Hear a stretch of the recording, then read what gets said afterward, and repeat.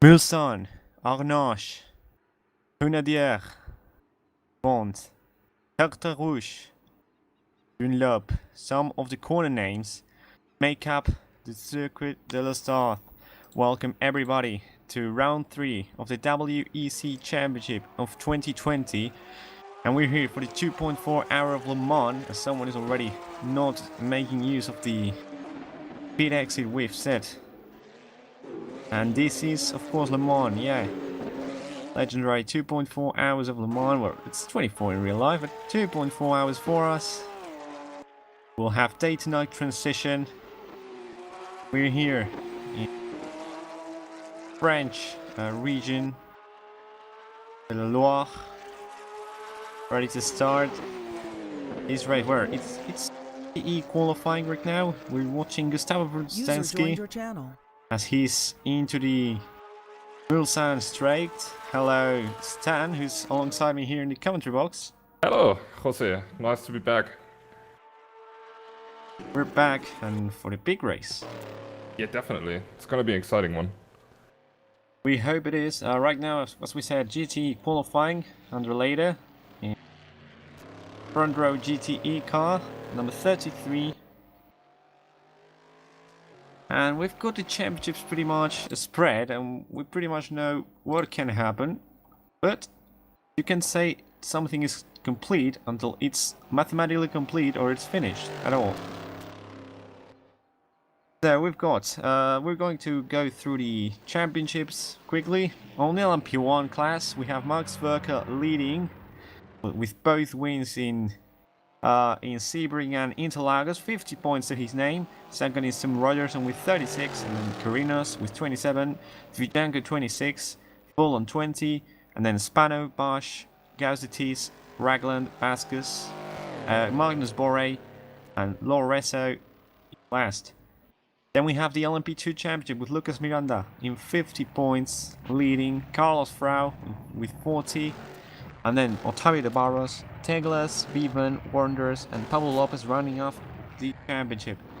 GTE-wise, we have Sven Gilhud, who's leading with 50 points, and still in contention, but with a very difficult task.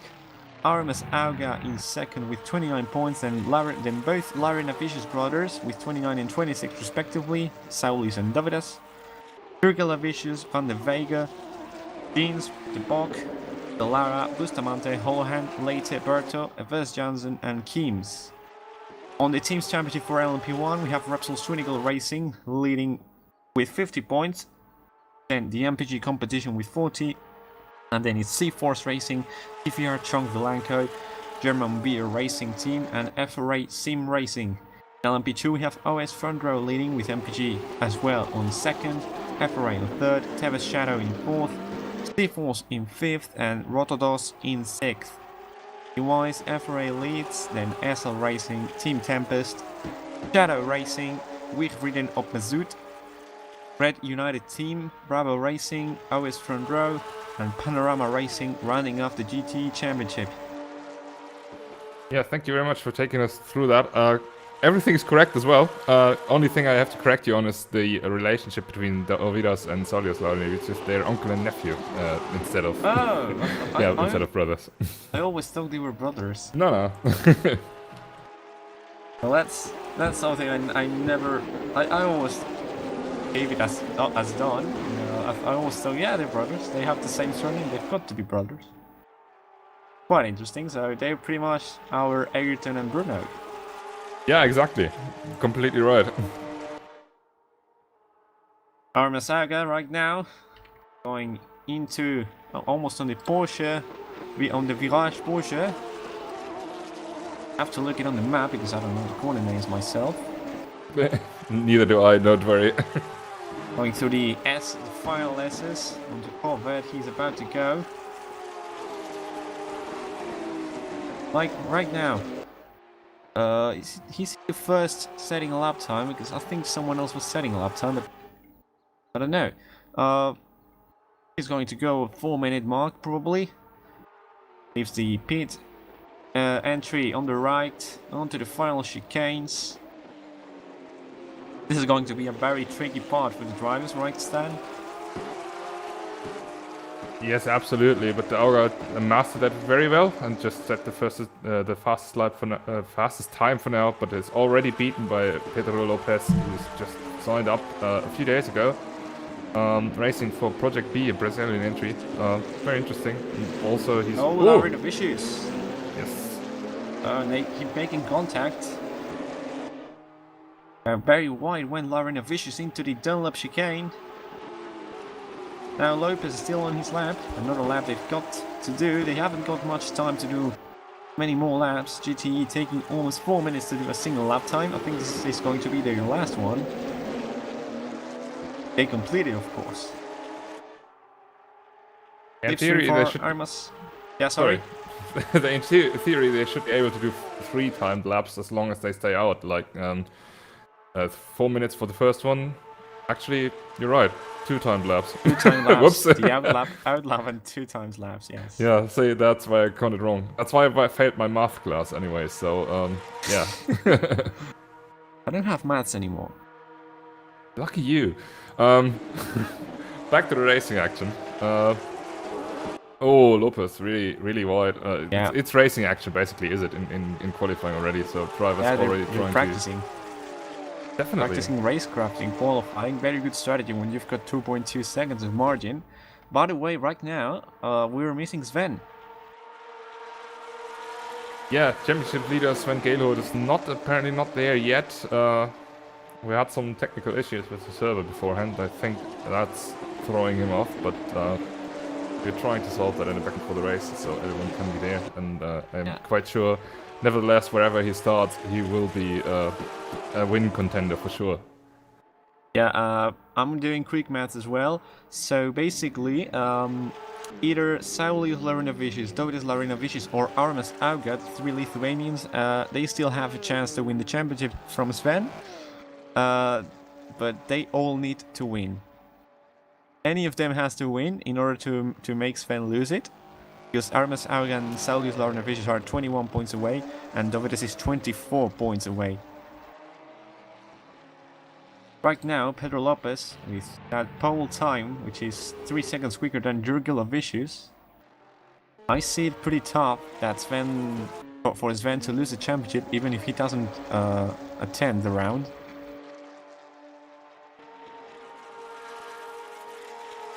But anyways, Jurgil Vicious has got a little bit closer, it seems. 2.2 seconds he is, then one of the new boys who's in third. Let me check his name. Is Kevin's name? No, Kilian Girt, or whatever that is pronounced like. He's right now in fourth, as Tapo Brzezinski has gone up into second, 7 tenths away from his teammate Pedro Lopez. We have, I'm looking for his name in the entry list, I don't find him. Maybe this is outdated, but it's Postmus, or whatever it is, in 5th, and Berto, Auga, Larinavicius, Saulis, Jeans, Bustamante, Clean, and Holohan.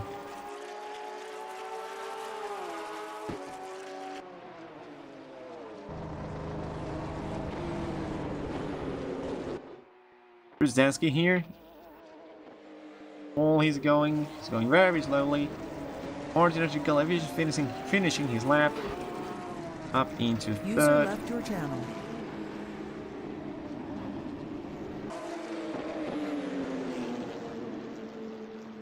Martinez, his qualifying session is done. Kilian Girt finishing his final quali lap. His texture is a bit messy.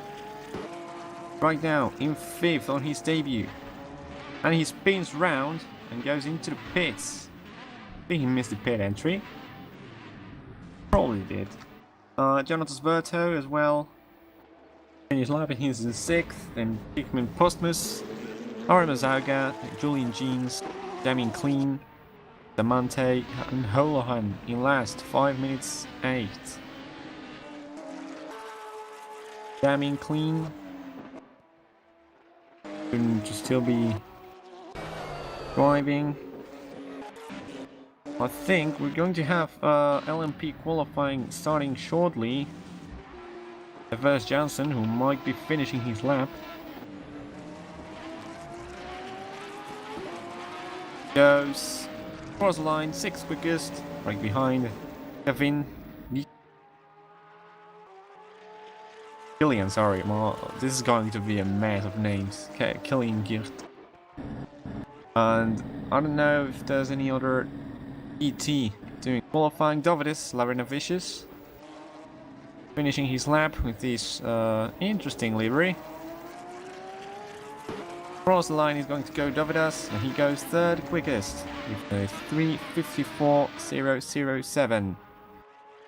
2 seconds away from pole sitter in the GTE class, Pedro Lopez Ribeiro.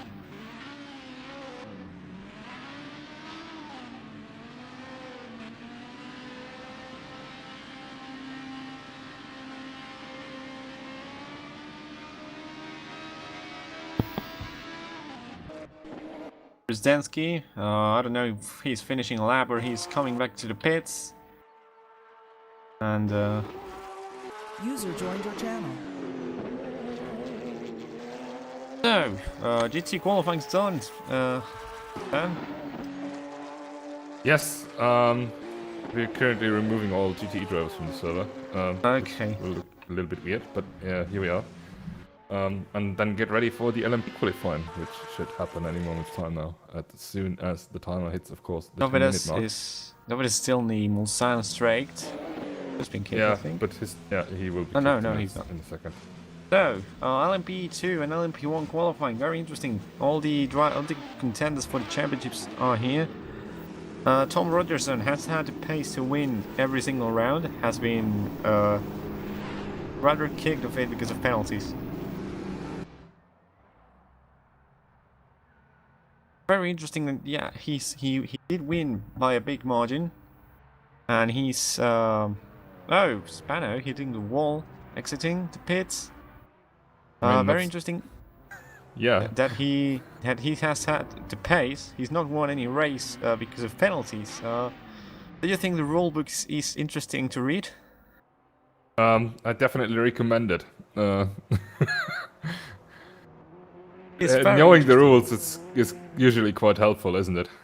Yeah, it's great to know the rules just to not lose wins because of penalties, but he's doing very well.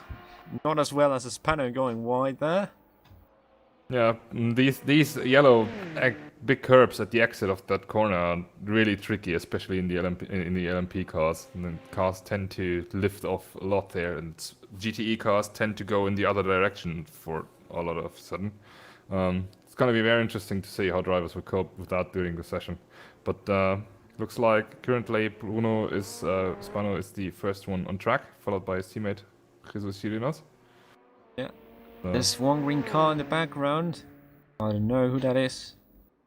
That must be an LMP2, right? Because there's only one green it's for one. sure an LMP2. I'm also going to tell you, it's been a rather interesting season.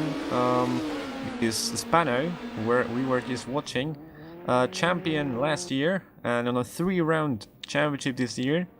Let me check how many points he's got, if he's got any points to his name, which is right now. He has 11 points after finishing 5th in Deep Ring, and that's pretty much it. Very disappointing season for him, I guess. What do you think has been the biggest issue, apart from missing Interlagos, of course? To be quite frankly, out of my position, I'd say last season's championship didn't go to him because of speed, but rather of superb consistency and being there at all races. And still, of course, he has the speed, to bring in good results, but he's never been the top notch of the top edge of the field. And still, I mean, if you have to go for a championship and have to drive 10 races and you do 10 races and you're there, and every time coming home on the podium certainly helps winning a championship, right? And I think this also affects him this year. Speed isn't his most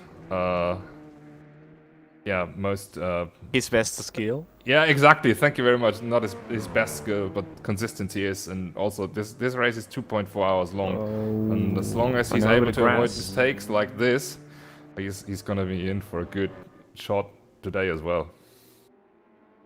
Should be in for a good shot, of course, but we have more. We have to be aware of the contenders for the championship, which are, as mentioned before, Max Verka and Tom Rogerson. Kirinos and Vijanko are still in championship. They can still claim the championship, but they need to win. And Sverka and Rogerson need to do pretty bad, basically retire, because I don't think Sverka or Rogerson are going to retire. So we're just counting in Rogerson and Sverka, yes, but they are still in contention. Anything can happen in 2.4 hours. Day to night transition, as mentioned before. As Sverka starts his lap onto Dunlop. Yeah, very interesting to see that Tom Rogerson didn't even leave the pit so far. I think he's waiting for his shot just in a few moments' time. While Mark Sturka definitely goes out on track early and try to bring in as much laps as possible. Yeah, very interesting on the practice. I was watching the lap times. I think Mark managed a 3:09, which is a pretty quick lap time. 3:09, that's quite quick. I don't know whether that was corner cutting or something, but because, you know, when they're practicing, these guys love to have a little bit of fun. Yeah, we definitely. remember in TCC in Road Atlanta, we don't really want to remember that, but they were doing bunny hops during warm-up before the race. So they do like to have a little bit of fun. Still, this is a competition, but into the second part of the straight after the first chicane, pretty good exit. Of course, these lap times are being compared to Laurina Vicious, who is the only GTE right now, still on the server. Onto the second chicane he goes. Around the 150 or 200 meter mark. We're hitting the curbs very smooth. And on to the final few moments of the straight. Straight which is normally named Mulsanne, and it has no real name. Mulsanne is the corner we're about to watch, not this kink, but this corner to which they brake for. This is Mulsanne, not the whole straight. Pretty interesting that they call the whole straight Mulsanne. Into the Indianapolis turns he's going to go. Going very quick, very smooth. He's had a lot of practice in this track recent weeks probably. That's why we didn't see him perform at his best yesterday in the Japanese Touring Car Championship opening round, on which you took part. Yes, I did. Well, did you have fun on it? Because we were watching you at the end having a little bit of fun with Alfie Bevan. Yeah, it was a great fight. Definitely a good round as well. Good to be back in the cockpit regularly. Of course, missing the GTE cars. Gotta be quite honest. And yeah, bit of when I see these cars going around, I feel a little bit sad not to take part. But I think you do basically feel the same. And yeah, we all feel that. It's still great to commentate the race, right? And see these guys doing their best, hopefully best, and. Not worse. Yeah. Or maybe worse, but let's not hope so. It's gonna be a good one, definitely. Into the final two chicanes goes Verka. Running the curve. Final corner. And he does a 3:09.8. Quickest lap time of the server, probably. 5 seconds faster than Bruno Spano. Yeah, Bruno Spano 5 seconds slower than Kirinos 3.5. Bernard Emrus, 4.5 seconds behind. This is Tomasz Raszke, who's making his debut in the category. Oh, there's a spin ahead. Oh, no, sorry. not a spin. He was going quite wide, probably. And this is an LMP2 car. This is the Force Racing LMP2 division. There's a very, very racy OSFR car right behind him. Oh, I think that's Miranda behind, championship leader. Yeah, it was Miranda. Right now, yeah, they're still slower than a LMP2, an LMP1, sorry, but Thomas Raschke, 23 seconds behind the slowest LMP1 for now. This is Teglas and then Bivan finishing his lap time. Bivan is in LMP2 as well.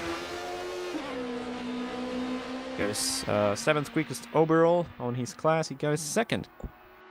No, 3rd, sorry. 3rd, yeah. Third. So the green car before that was Pablo Lopez, I just saw, who had a lot of time on the camera yesterday. Lucky birthday boy he was.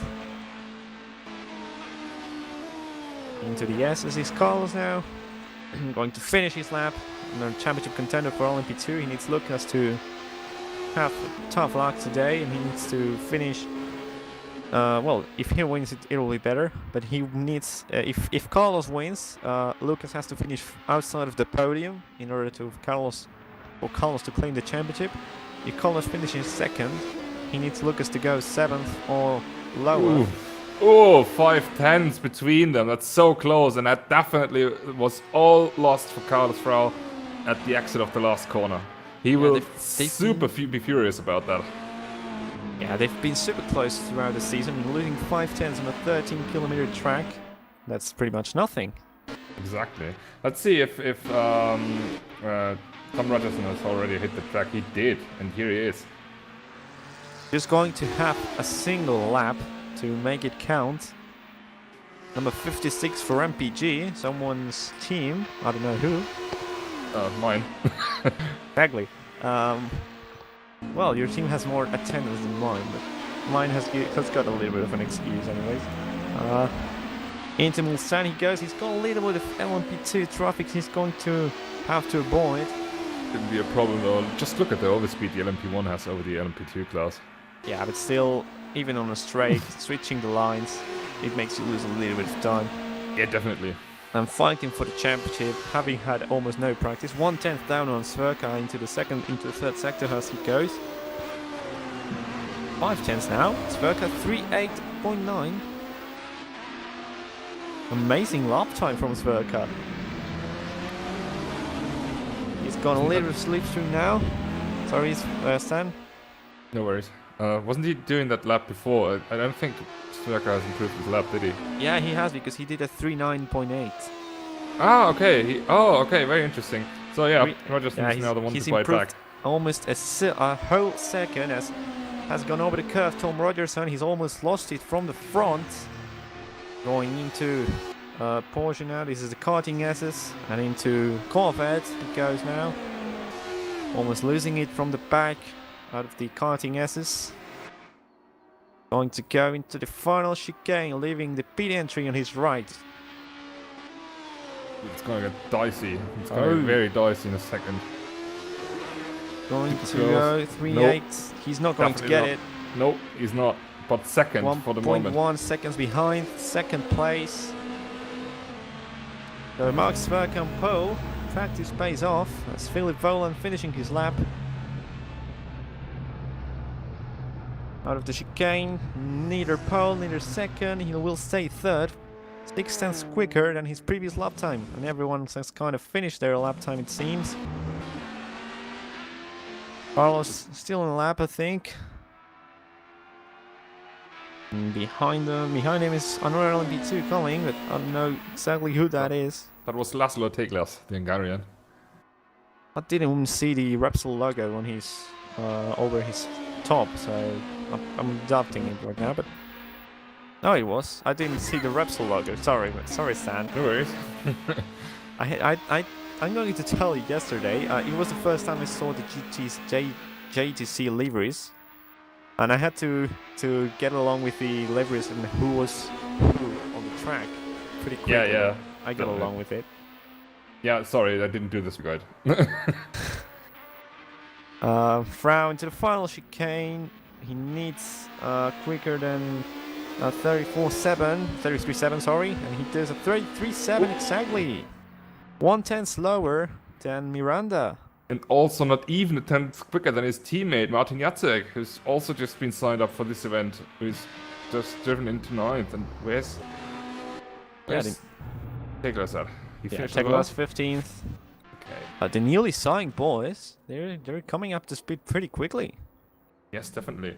Okay, that's qualifying done. Qualifying down for the 2.4 hour of Le Mans. On pole for LMP1 we have Max Sverke for the Repsol Swinningle Racing Team. In second for MPG we have Tom Rogerson and then Philip Folan in third. Bruno Spano for C4s in fourth. As Bernie Emrus is in fifth. Then Lucas Miranda for Well, wait. I'm missing some LMP1 guys. Yeah, there's Jesus Chirinos missing. He will start ahead of Bruno Spano. Okay, he was Teammate. fourth then. LMP2 then. A lot of entries for LMP2 today. Lucas Miranda in sixth. Well, first. Then Carlos Frau, Martin Jacek, Antonio Sayas, Richard Wonders, Alfie Bevan, Pablo Lopez, Thomas Rashka, and Laszlo Teglas in last. And someone else has left from LMP2. That's correct. Yeah, I was thinking about who did that for a brief moment, but no, absolutely no idea. Yeah, I'm sure someone's left, but I don't know who. Well, it's quali done. Final qualifying of the year in WEC, not the final endurance event we're going to have, of course. Let's remind you, everybody watching, we have on the 16th and 17th of May the Nürburgring event, which is going to be the 6 hours to Nordschleife. I hope I pronounced that well. You did perfectly. And it's going to be qualifying one day on the race on the 17th, so qualifying the 16th, race on the 17th. It's going to be a 6 hour event. Driver switches with 3 different classes, which are SP9 with GT3 cars, SP10 with GT4, and the TCR, which are using the TCC cars. After that, of course, we'll go over to the Americas, flying the little water stream that is the Atlantic Ocean, and we'll go into the American Endurance Championship. Very big year for endurance we have, San. Yeah, definitely. I mean, Great endurance answer. is always something. Yeah, sorry, but endurance is always something that's been covered quite well at IVRC and will remain to do so for sure. So then, we're going to wait for the race. How do you think this is going to go? Because WEC races tends to be like very spread out, everyone on his own pace, and they're not really close. I'm hoping for some flags because, of course, we have Lucas and Carlos 1/10 away, only 1/10 in 13.6 kilometers, I think it is. 13.6 kilometers, 8.4 miles. That's 1/10. That's nothing, really. Yeah, gonna tell you, but I think LMP2 will definitely be action packed. Interesting to see as well. Also, LMP1 will be super tight as well. Not so tight as LMP2 perhaps, but in general, the fight for the win will be super interesting. I'm just receiving some kind of information, I guess. We have 2 servers for the race. So we're gonna split servers, right? Yeah, I think that we are. So how are you going to watch the GT race? Okay. It's gonna get interesting. It's going to get really interesting. Yeah, exactly. Okay, I'll be back in a minute and leave you alone with the pictures. Have fun. Okay. User Thank left you. your channel. Very fun indeed. We're getting 2 servers. We're getting the action kind of split, as the servers are not being reliable enough to focus and to be able to have both races in order with all the entries that want to participate. Between both servers, I'm counting right now 29 entries. 29, which is a lot. Obviously, we have, no, not 29, 31. Obviously, one server is going to be all GTEs, and then LMP1 and LMP2 on the other server. We're watching right now the LMP1 and LMP2 server, and there will be the GTE server. Ben, who didn't qualify, might be starting around the back. We're sure he's going to be able to go back to the front pretty quickly.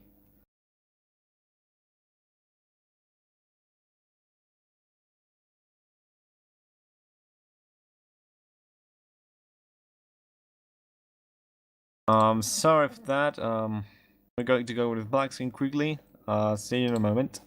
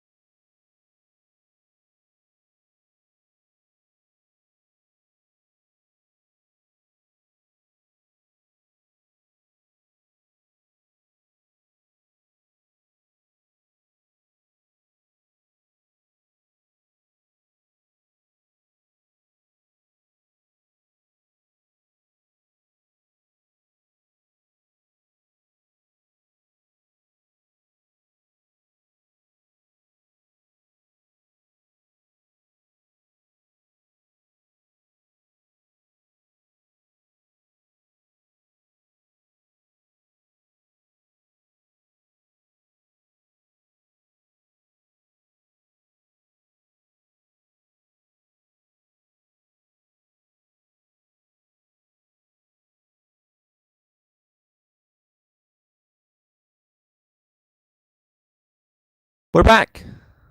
Or kind of. So this is warm-up, I think. Let me check myself quickly. Yes. This is warm-up. So in the end, we're probably going to have all cars on the same server. My ears are bleeding because of to lower the sound. I mean, it's gonna be 2.4 hours, so no need to ruin your ears already. You'll hear me scream often enough. I don't want to ruin them any more than they are already. Right, what do we have? Also, some... What? Some Rather very interesting pit exit. Yes. Clearly hacks going on.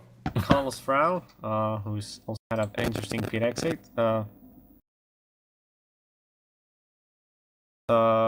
What's happened to the GT? Why are we missing?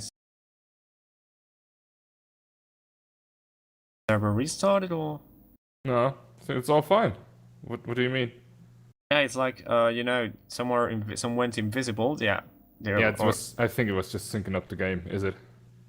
Yeah, but if we're going to have this throughout the whole race, pretty dangerous. Yeah, but that's just at the early part, right? When it's syncing up the game. So what the hell is going on now? Okay. Can you control anything? Oh, here we are. Okay, back at it. Nice. I think my connection just dropped. Perfect. Kind of.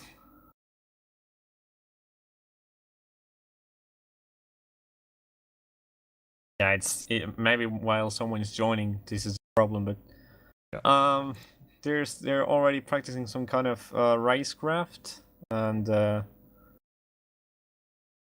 how many drivers are we going to have? I counted 31 probably before, but I'm sure it's going to be more. Are we on for a record? We are on for a record, but I don't know. Currently, it's going to be very interesting to say how the server will hold up with this. Maybe it crashed with some. No, it's still fine and running, but there's Yeah, quite Oscar some... vs Johnson. His game has crashed. User left your channel.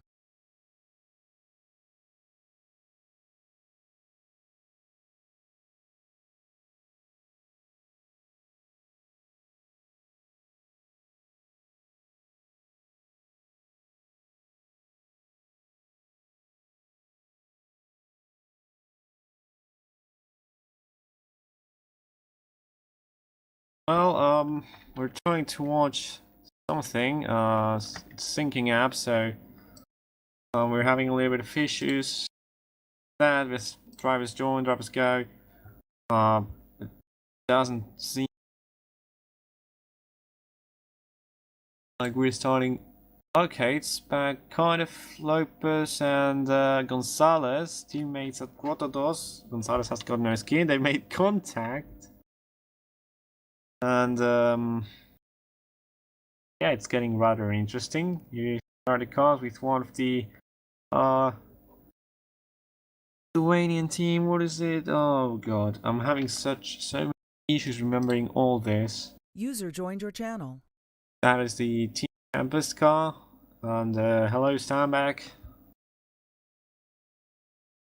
What did you steal for us? I was just in the admin booth and asking about if they are aware of the lag issues that are currently going on, and they are very well aware of that. So, yeah, we're waiting for a decision from up there to see Going to what's go very going long on. the racer. Yeah. For how are we gonna... for us Europeans, if we started at 8, which we hope we'd have, this is going to go up into 10:30 almost. Wow.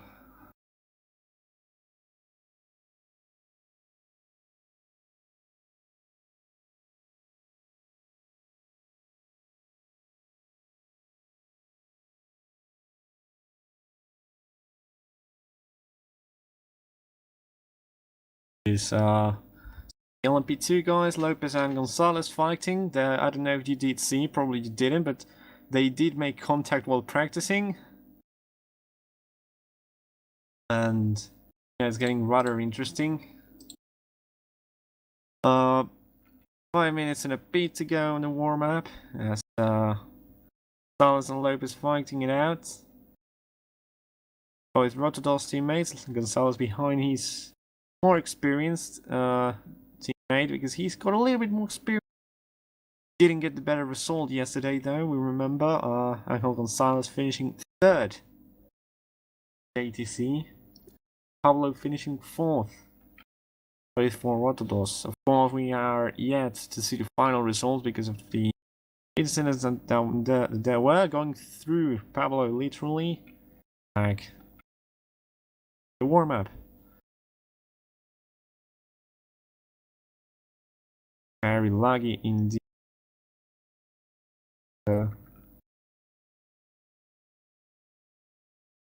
On board with Martinos Ukalavicius, we're going to quickly check the driver list. We have 28 right now. A lot of people having issues.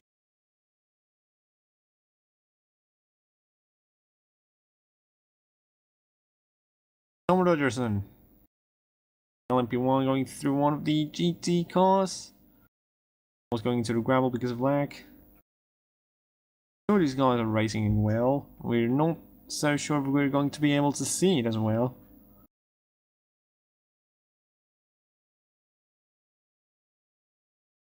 Right now, they're warming up, they're preparing for the race.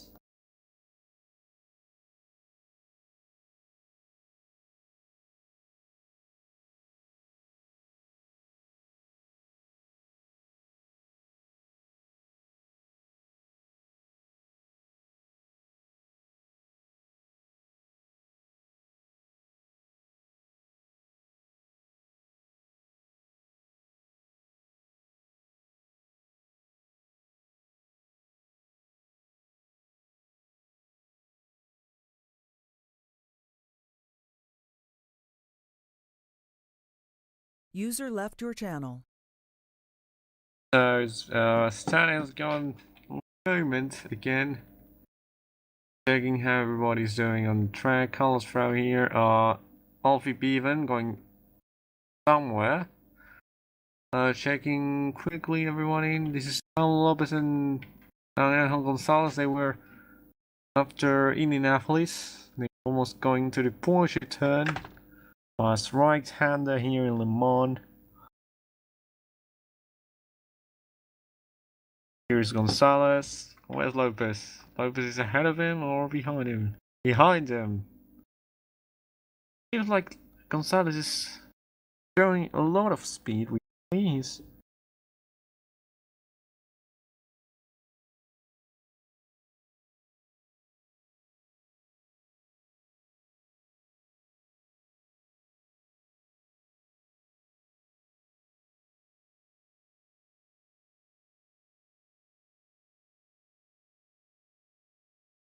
Lopez goes into the pits. Final lap time, some lap time set here in the warm-up.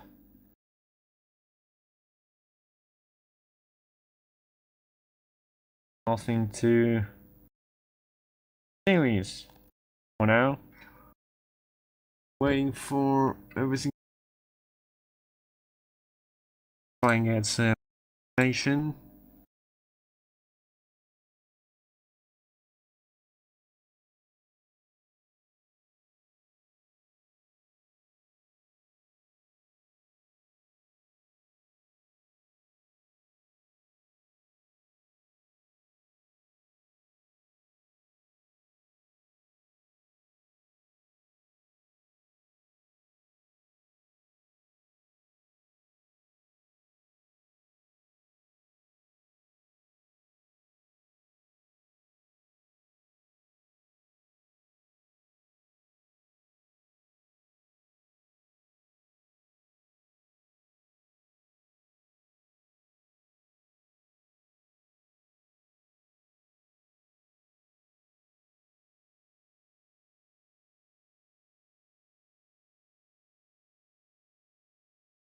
Trying to get some info. We're trying to help those who are having the most issues.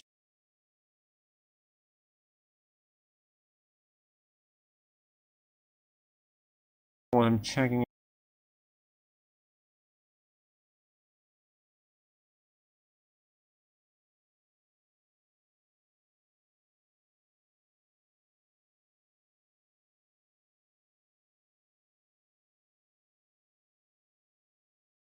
$33 right now, 33 drivers. That would be a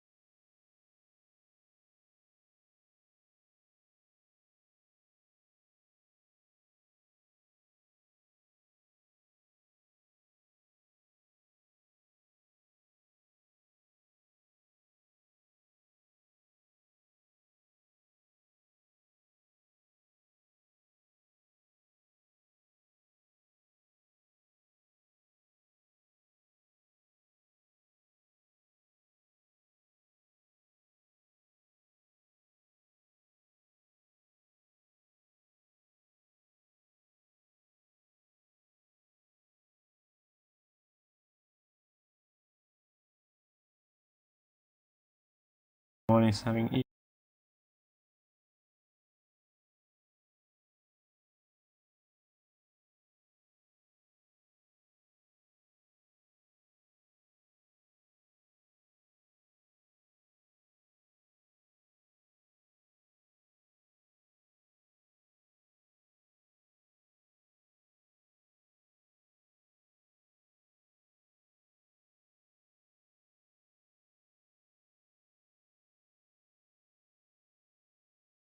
Checking everything. Sorry guys for the delay. We're trying to help everybody. We're trying to make it as fast as possible, but it's not being possible right now. It's big issue. Yeah. Okay.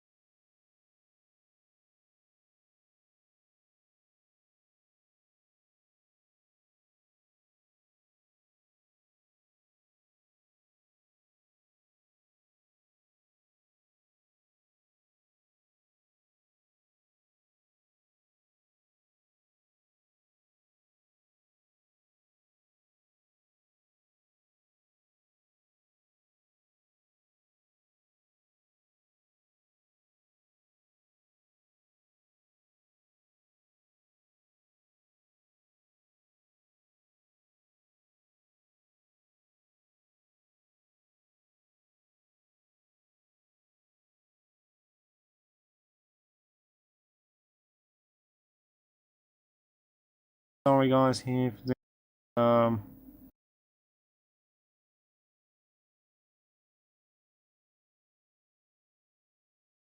User joined your channel. Okay, back.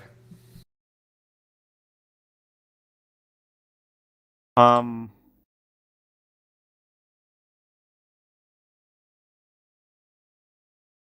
so everyone's kind of having issues, it seems.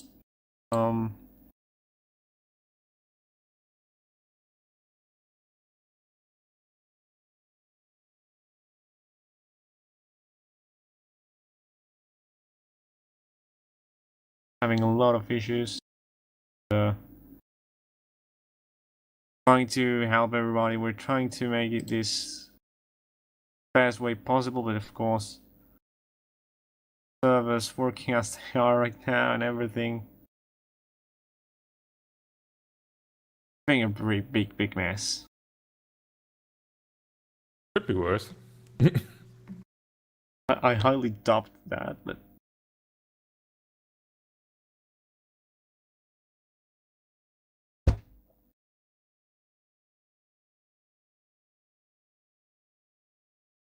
so the warm-up has finished, but I don't know. I don't really know if this is going to be the final warm-up. How many drivers do we have on the server right now?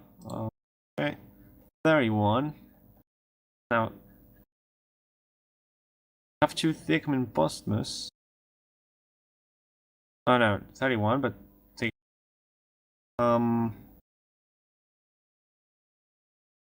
yeah, the race is going to start apparently. Looks like it.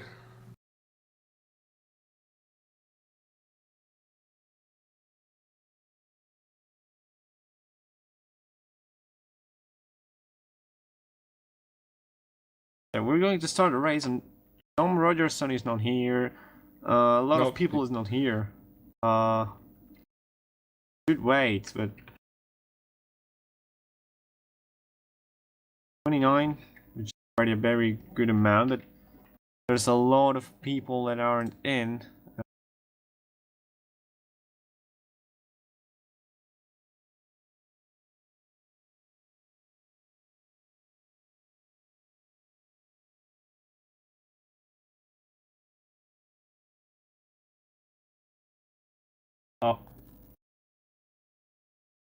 As Mark means the pit exit, but No, I don't think so. Guys haven't even started yet.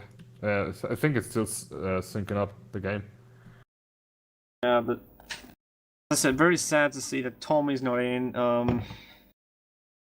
Also, Philip qualified third, and Bruno didn't. What? Bruno didn't qualify ahead of Philip.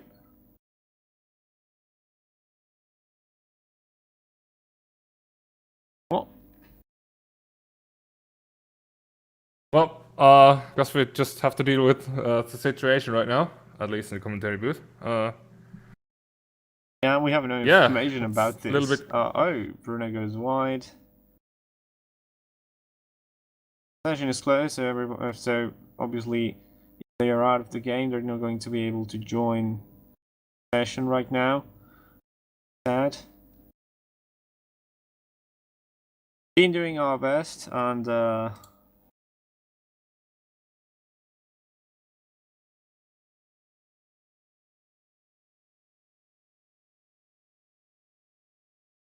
Oh, let's see, 29 drivers. Okay, that works, I guess. 29, but we're missing. Well, we can kind of claim it already. Tom is good pro. I mean, Mark is going to win the championship then. Yeah, I mean, was a little bit obvious beforehand, wasn't it? Yeah, but Tom could have done it still. It needed Mark to go into trouble, but at least we could have seen a different winner in LMP1. Now we're going to have to settle for this right now. Tom is asking if he's not going to be allowed back in. And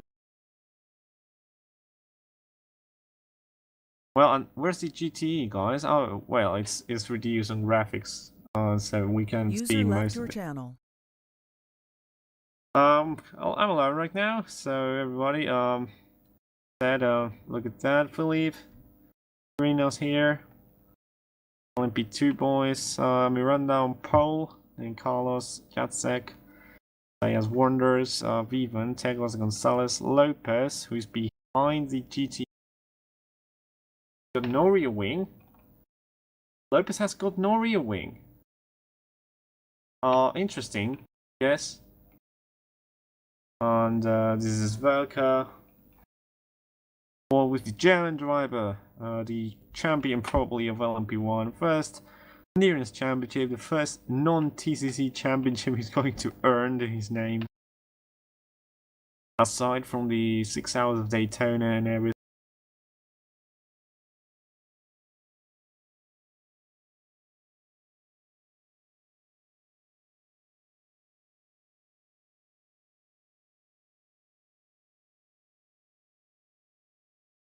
So, out of the second chicane of the big straight we go. getting ready. As we said, Pablo Lopez had no rear wing. That is interesting. User He's going. joined your channel. Hello, Stan. So we're just watching. Pablo Lopez has no rear wing. That's not good for him, is it? Anyway, Yeah, he's stopped on track and he's retired. Is he retiring? yeah, I mean, no, I don't think he's retiring. I think he's just going back to Gone into the pits and yeah, going to start from the back of the grid. I don't know if he's going to be allowed out on the formation. Yeah, I don't sure, know how the definitely. game works. Yeah, game that works like this. You can always rejoin as long as the race hasn't stopped. Yeah. So said, Sperka here with Spano, who currently has qualified in second. wait, did he? Yeah, you mentioned that sure before. Pretty sure he didn't, but then it's Fallen in third, Kirinos, and the only 5 LMP1s after all. Okay. Having a lot of issues. Okay, now let's not focus on the issues. Let's focus on the race, and let's just run through the grid very quickly. Take us away. So Max Verka on pole with second Bruno Spano, then it's Philip Vollen, Jesus Kirinos, that's Bernie Emrus fifth on LMP1. Then we have the LMP2 class with Lucas Miranda, Carlos Frau in second, then we have Martin Jacek, then it's Antoni Sayas, after that goes Richard Wonders, and Alfie Bevan in 11th for FRA, Laszlo Teglas in 12th overall, then Angel Gonzalez 13th, 14th is Pablo Lopez, kind of, maybe he, and after that goes Thomas Rashka in C4's Racing LMP2, I think it's the last one. Then we have Pedro Lopez in pole, his first race here in the IVRC Championship, Gustavo Brzezinski. Oh, GTE is not passing up to the field in front. That's gonna bring a huge penalty to Pedro Lopez, but sorry, continue on. Yeah, Gustavo Brzezinski in 17th, then we have Davidas Lavrinavicius in 18th, Jorge Lavicius in 19th. Quickly, Lavrinavicius, go quicker, please. We're going to miss the start. But okay, let's just go to the start, and that's and whatever fine. That is. We're going to miss the start probably. I prefer this. We'll see later, but everyone lining up. One of the LMP2 guys lining up with an LMP1. That might be pretty impressive for them, but lowering the speed into the chicanes. They're going to go. Speed limiter, almost a snail could go faster right now. At least it feels like for them, right? Got a feel after going almost 350 kilometers an hour through this big straight. The chicanes now, there were chicanes a long time ago, and it was a much higher speed they could have reached. First of the 2 chicanes, which end up this 13.6 kilometer circuit de la Sarthe. Well, a little bit of interesting view we have, and the Ferris wheel back there, and going about to cross the line. Start the race, going a very snail speed. The races go, green flag, and very good start from Max Verka. Bruno Spano has Jesus Kirinos has had a terrible start. We see Verni attacking Philip Vollen, getting his slipstream into the Dunlop chicane, going very wide. It seems I cannot comment like this. Out of the chicane they go, and it's being pretty difficult to comment like this. Yeah, I think there's been some major crashes in the back of the games. Seems like it's crashed because there's no real explanation to this. Sorry for moving the cameras quickly. Oh, we're back. I was checking if everyone had crashed. Yeah, we're having big issues to commentate it, but they're still racing, it seems. On to the straight goes Max Verka. We have in second is still Bruno Spano. Third might be Philip Vollen. Then it's Bernie and Kirinos. Leading the LMP2 packs is still Lucas Miranda. We have quickly seen, and into chicane they go. Quick word from the technical side. I'll tell you what, it's just the stream that's lagging so badly, but apparently the pings are at least fine on the server for the drivers. Yeah, they're racing fine. Not watching us fine. But Max Verstappen leads 1.4 seconds behind the Spaniel, which we hope it like that it does focus and we can watch this better after some time. Going very wide, a lot of cars because of that. We have Sven Yilhud on the race after all. He's right now in 4th in the GT class. Down to 20th it says now as Kevin Vaux has overtaken him. We have one less driver, which might be Pablo Lopez. Been having terrible lag throughout the WEC series. This is Max Verstappen still leading, still keeping it. 2.1 seconds behind is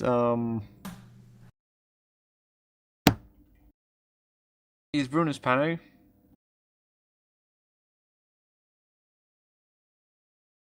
And we are having a look at everyone. Kind of stopped everything. Selfie even. Going to finish the lap here. Of course, Lopez. Yeah, as we said, it seems like he hasn't started yet. Not even here. Yeah,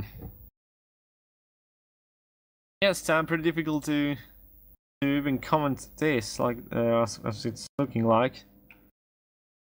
Yeah, comments already ripping. Can tell you, Carlos Cerevada, thank you for comment anyways, but the lag is fine on the server, but it's not fine for the stream for whatever reason, and I cannot figure out how. You see, very interesting, very weird as well. Yeah, but they're having. I just go quickly fine, through the yes. channels and ask drivers if everything's fine for them, and then we'll see what's going on. User left Okay. your channel.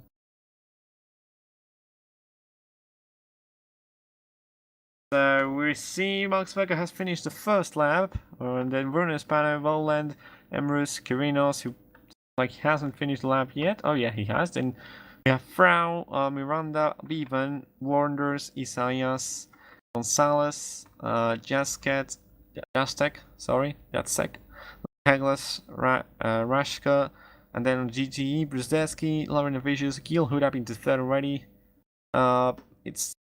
It is the player experience.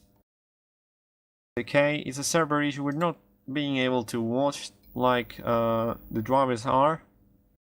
They're seeing it fine, it seems, because they are being able to race, but we're having a terrible view ourselves. And this is what we're only seeing right now, Max Verstappen. User joined your channel. So I was quickly going through the drivers and asking them in TeamSpeak if they have any lag issues, and it's apparently really just the stream, which is very unfortunate, to say the least.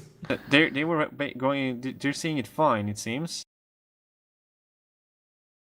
And yeah, we're having a lot of issues with this. Thank you, Alessandro. Very weird, I know gotta I'm bad say. commentating. At least I try. I know I'm bad. Sorry. No, just ignore him. No, I'm okay with it. I mean, I know it's not my job. I'm just doing it for fun.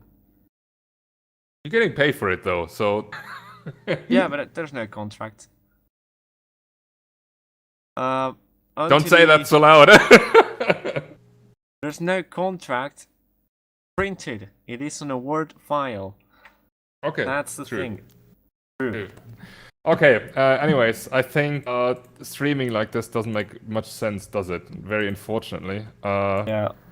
It's not going to get fixed towards time, it seems. It's just our view, though. Exactly.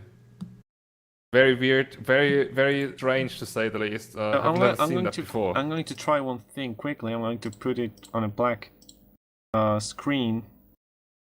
I'm gonna try a quick thing. Well, it's going fine now. It seems. No, it's not. Well, I mean, at least it recovers quickly. We're going to. You're not watching it, guys. I've put it black screen because I was going to try a thing. As Max Verstappen seems like has killed everyone in that grandstand. He went over the hill. I'm going to try one thing, which I don't know if this will work.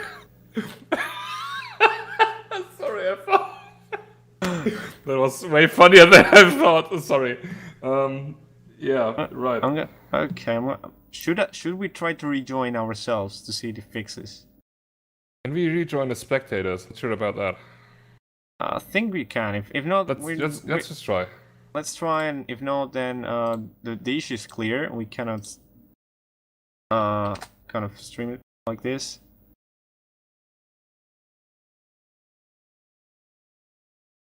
For now, it seems like it's going to let us go back in, and if it works back, then welcome everybody.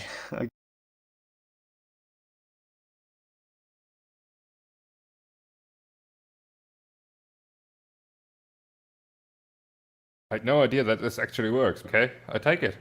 Yeah, it does. It does. That's We how will. people join for the 6-hour race. You know. Ah, yes. Yeah. Sorry, I'm a bit out of the loop right there.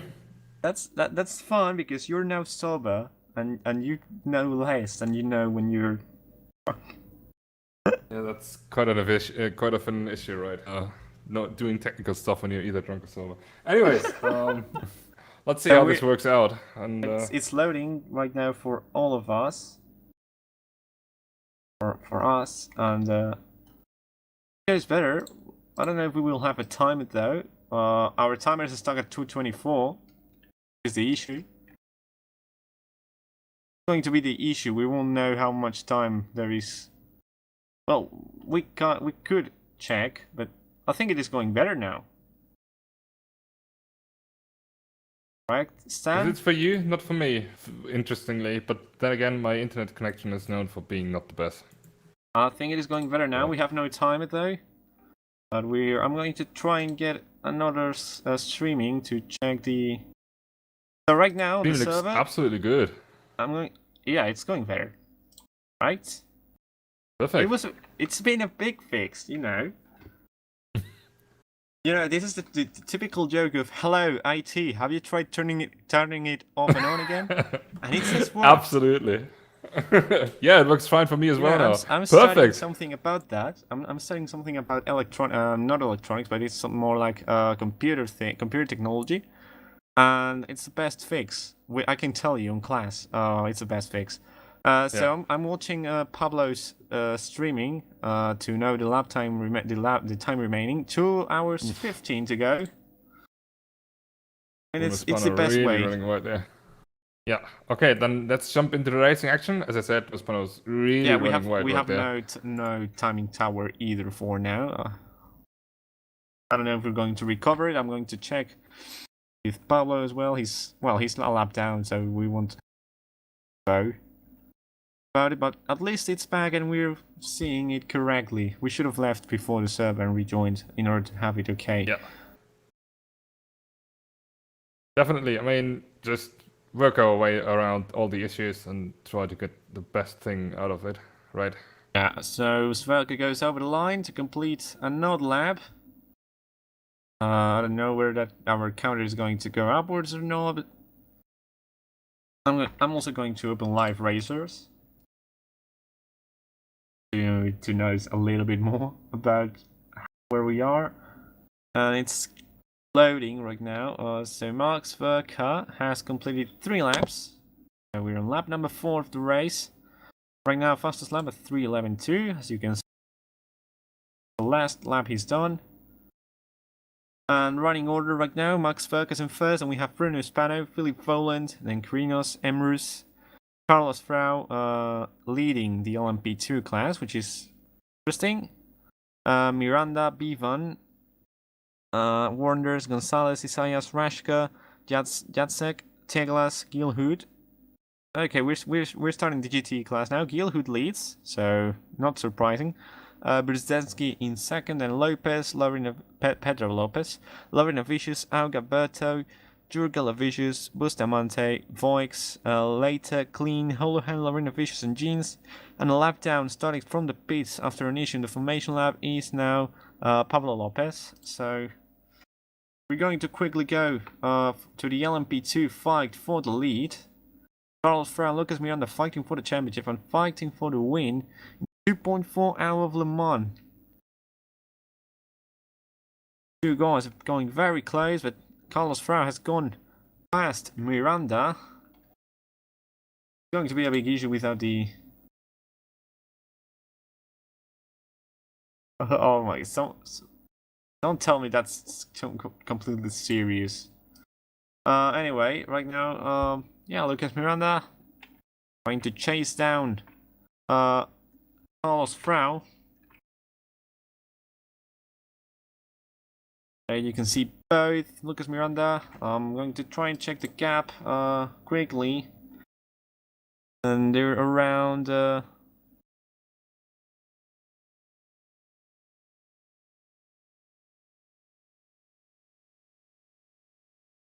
right now, Miranda, sorry for the gap is 2.4 seconds. No, not 2.4, 1.7 seconds behind Frau. Around that, Bernie and Kirinos, Voland and Spano right now keeping second. Also has Sverkel leading, of course, and some are turning on the lights already. I'm going to quickly check. I'm going to check the gaps to see if there's any more fights around. We have a fight for second in GT. We have a fight for fourth in the LMP2 class. This is Gonzalez versus Wonders. As they're going to go side by side out of the Mulsanne straight and almost into the Mulsanne corner. Behind them is another of his front row LMP2 car. To the king they're going to go. Inside is Gonzalez, outside is Wonders. Who breaks later? It seems like Wonders. Gonzalez doesn't want to make the move right now. And into the next straight they go. Gonzalez into the slipstream once again. Going to the Virage du Golf.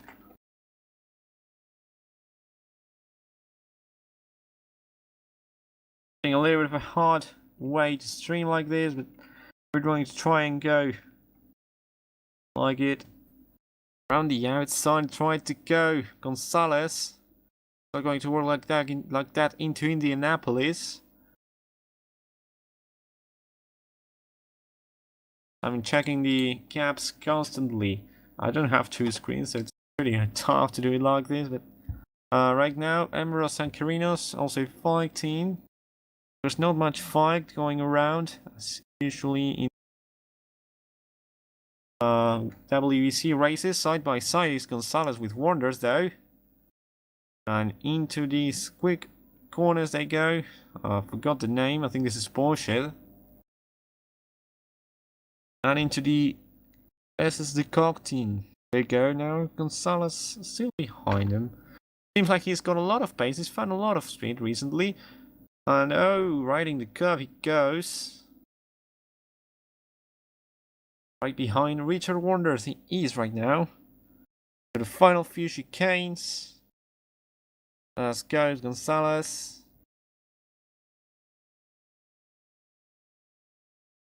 Lap number 5 they go. Counter is not updating for us. Counter is updating here.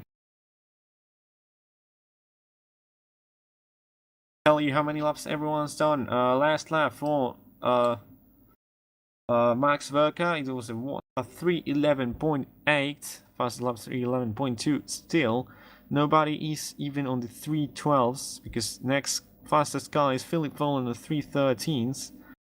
Not much fight going in the LMP1 class. There's a fight here in the LMP2 class between Wonders and Gonzalez. Antonio Sayas watching from behind 2 seconds apart. Then we have the Sven Yilhud leading the LMP, not the LMP, the GT class. With 4.7 seconds of gap to Brzezinski. Brzezinski and Lopez fighting the...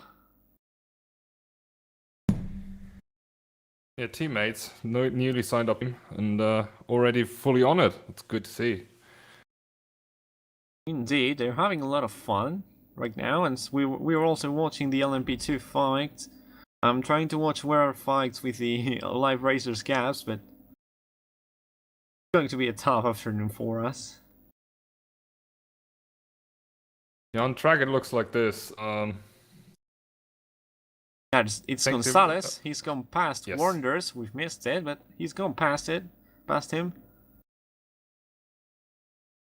And there's another LMP not too far away behind Wonders. It's Antonio Isaias. Yeah, Antonio Sayas 2 seconds behind Wonders, who's watching the fight. Pretty interesting. Then it's also on the LMP1 class, Kirino's 1.7 seconds behind Emrus, sorry, and Voland 1.2 seconds behind Spano. Oh, and the LMP2 cars already in This the is big the LMP1 GT. car. Sorry. Yeah, some are new drivers. Of course, they are not used for this. I think this is one of the new guys. This might be Damien Clean. Or not Damien Clean. That must be Kevin Voix. Kevin Voix. There you can see. Quickly putting the name tags. And over the cap has gone. Over the cap has gone. Carino's very dangerous. See the speed difference. Yeah, and obviously they have to move. Not the GTE have to move, but the LMP ones have to move. Obviously, it's almost 50-second difference throughout the 50-second difference throughout the lap. 50 seconds faster than are the LMP ones. Nicola, we don't see the timing. We had to rejoin the server ourselves, so that's basically why. Bernie. Fourth. Right now, the quickest lap of the race, as said before, is 3:11 more or less. 3:11.2 it was from Mark. Last lap from Mark, 3:14.0, but everyone is losing as much pace as him. And yeah, Philip Volan 1.1 seconds behind Spano. That might get interesting. And behind him, is that an LMP2 car? Or is that, no, that's Emrys? Sorry, it's Bernard Emrys, exactly. Yeah. Another very orange car in LMP2, and I got a little bit confused. Wonders and Gonzalez is still fighting in LMP. In LMP2 as are Miranda and Vivan. Vivan has gone past Miranda. On the timing sheet, on the timing screen, we have seen Miranda right now would win the championship by 1 point. That's super close. I wonder how the team tactics will go on at MPG competition, because Martinez is also still there, and he's basically been recruited for Carlos Frau for this round. Yeah, Martin Jacek is in 12th. He's fallen down the order. Right now, leading is Carlos Frau, second is Bivon, then Miranda, Gonzalez, Wonders, Isaias, Jacek, Rashke, and Teglas. That's the LMP2 order right now, the 8 drivers for LMP2. And Jacek has gone down the order, 4.2 seconds behind Isaias he is, who has also fallen down behind Wonders and Gonzalez, who were fighting. But Miranda, it seems like if he's got an issue and he keeps losing places and losing time, could we see Frau claiming the championship after all? Yeah, that would be quite a turn of events, right? I mean,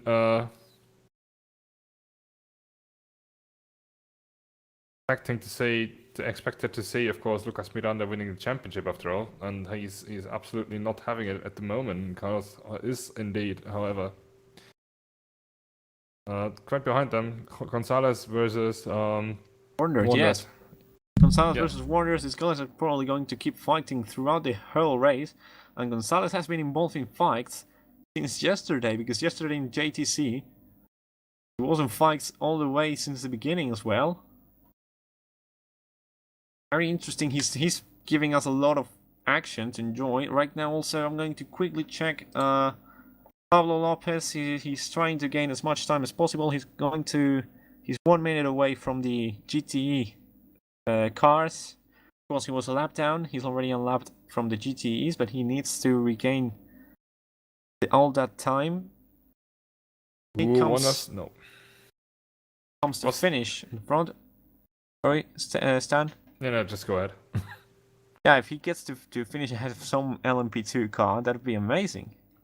Last year we had that as well in LMP1. I think it was Lorenzo who just had to start from the pit lane and was miraculously not last at the time he retired in LMP1. He ended up retiring though, yeah.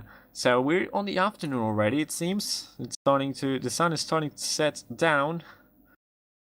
And in a few minutes, probably, not a few, but 10 minutes or 15 maybe, we're going to have we're going to have night time already. Purple sectors from Sverka. I'm going to try and watch what the lap time is when it updates. Or where is he? He's in the third sector. He's going to lap the LMP2 cars shortly. He's done 2 purple sectors. 1051 sector 1, 69 sector 2. Very quick. And right now 2 hours and 2 minutes remaining. You're still a very, very long way to go, right? Yep. So, revising again, the order Spherical leads with Spano second, Voland, Emrus and Kirinos as LMP1, and on LMP2 have Frau leading with Alfie Bevan in second, and Miranda Gonzalez Wonders, that's the top 5, and then Isaias, Jacek, Rashka, Teglas, and on last is Lopez a lap down. And we also have Sven Gilhood on the GTE class leading, with Brzezinski in second, Lopez in third, Lauren Avicius, Jurgel Avicius, Berto Auga Bustamante, Kevin Voix, and later Lauren Avicius, Clean, Holohan, and Julian Jeans last. By the way, very interesting on the GTE class, we have from around 14 entries today. We have 3 Aston Martin cars, 1 Ferrari, and the rest are all Porsches. Yeah, Porsche is absolutely saturating the GTE class at the moment, isn't it? And I fear that won't change for the AEC, the upcoming American Endurance Championship either. But again, Porsche is really a popular car in general, isn't it? Yeah, it is really popular. My team, which should have been participating if Diego hadn't gone ill, also was running the Porsche car.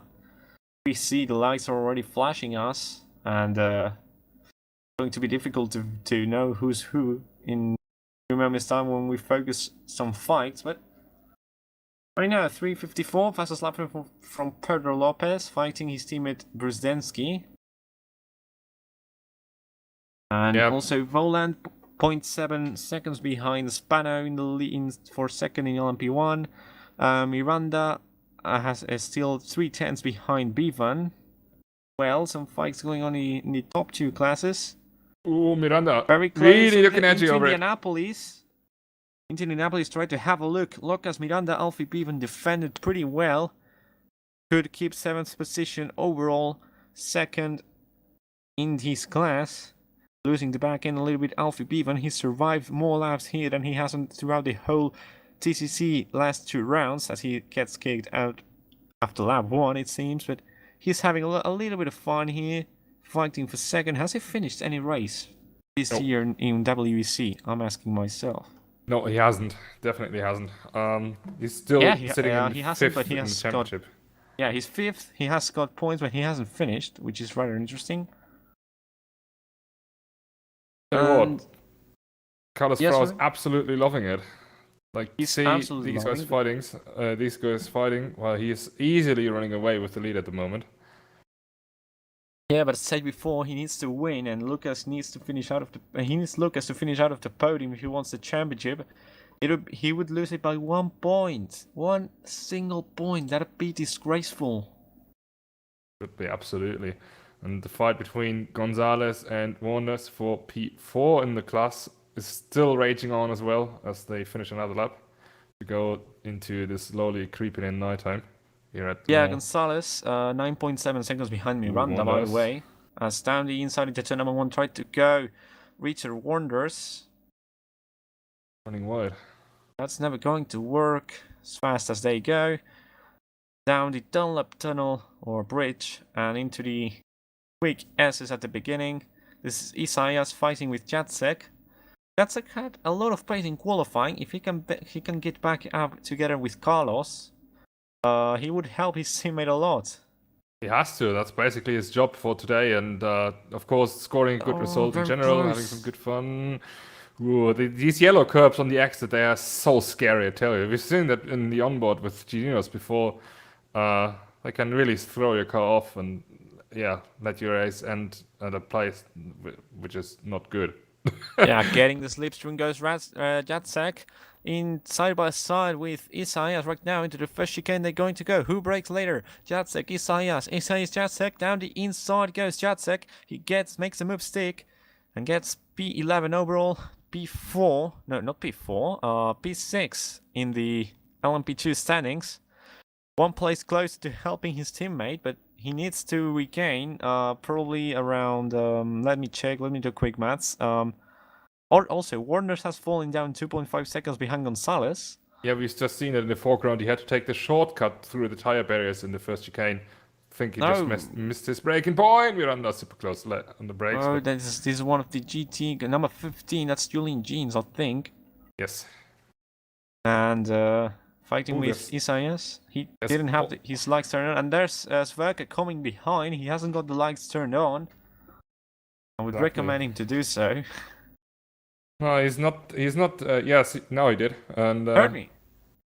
yeah, exactly. Yeah, these LMP2 guys know the deal now. Oh, Jacek really losing the exit. The back end. Isaias here. Oh, into the grass goes Sverker. Because Isaias was trying to tag around the outside into this the Virage du Golf. There you go now. Going into Indianapolis close. Goes behind him again. Jacek. They're side by side once again. He's got the inside line for these corners, not for Indianapolis. Indianapolis, the left-hander, they make contact, I think. Jacek has to settle with 12th right now overall, as he's now finding... oh no, he's lapped already. Sverker has lapped Warnders already. Warnders has fallen a little bit more. No, he's got closer to Gonzalez once again, so it seems like Warnders has got more pace than Gonzalez. And Miranda and Vivan still fighting. Emrus and Voland now fighting. Spano has got a little bit of breathing gap. Just check quickly through the fight, as you said, in LMP1. Yeah, Emrus getting very close to Philip Voland. Not close enough right now. This is some of the other LMP1 class. That was Bruno Spano. Who got past Pablo Lopez. Onto the grass has to go Voland because of Lopez. Moving a little bit. Miscommunication. Lopez. Oh. I think, it's been said on the briefing that LMP2 cars and GT get to keep the line. So it's LMP1 cars who have to go offline. And they were trying to get the same line, both. So that's, miscommunication. And Emrus is stuck behind Lopez, who track extends a lot. From the outside has gone and he's finally got past him. I don't know, should that get a penalty from one to other, or is that completely fine because Lopez just got his line and Bernie didn't do whatever he should have done? I think it was basically just miscommunication between these two. Oh, Bruce once again. Oh, that was super dicey. That was not the way to go. Once again, miscommunication. Drivers clearly not aware of the... Just stick on the racing line. But then again, the GT wasn't turning in, so Bruce was basically. No, Frau has fallen down the lead. Ooh. Frau is in 8th. So we've missed something. We've missed something because Frau is down to 8th. He's missed the lead. Now Bevan is leading the LMP1 class. Oh, he clashed with some lapped cars. Oh, the yellow curbs! The yellow curbs! Yes! The curbs and one of the GT cars, both. That was one of the SL racing cars. It's really very, very bad for Frau. He was having a perfect race. Obviously, 1 hour 53 minutes remain. It's going to be a very long race. I want to cry. Please don't. No, don't worry. I'm kind of fine. But we're trying to have a look at all the battles. Of course, we have still Pedro Lopez and Brzezinski fighting. We also have Arimas Auger right behind Jonatas Berto. That's all on the GTE class. Bustamante later. Clean and Holohan. A lot of fights on the GTE class. And the fights at... also, Warnders versus Isaias versus Jacek. That's on LMP2 right now. Changing very quickly, sorry, but we're finding a lot of fights right now. The Mon does provide a lot of fighting. Ooh, the SL car. Was it the same one that was been involved in the... Yeah, I think it was the same one, because he's going very slowly. What number is it? 21? Yes, it is. Saulius Laurinavicius, unfortunately. He's been involved in that very dicey incident. Yeah, so we'll I see mean- whether Carlos is effective with damage or not. Right now he's 3.7 seconds behind Miranda and around 5 seconds behind Bevan. Warner's now down though, sorry, the leading of the trio here fighting, that is Isaias and Jacek. Jacek losing the back end.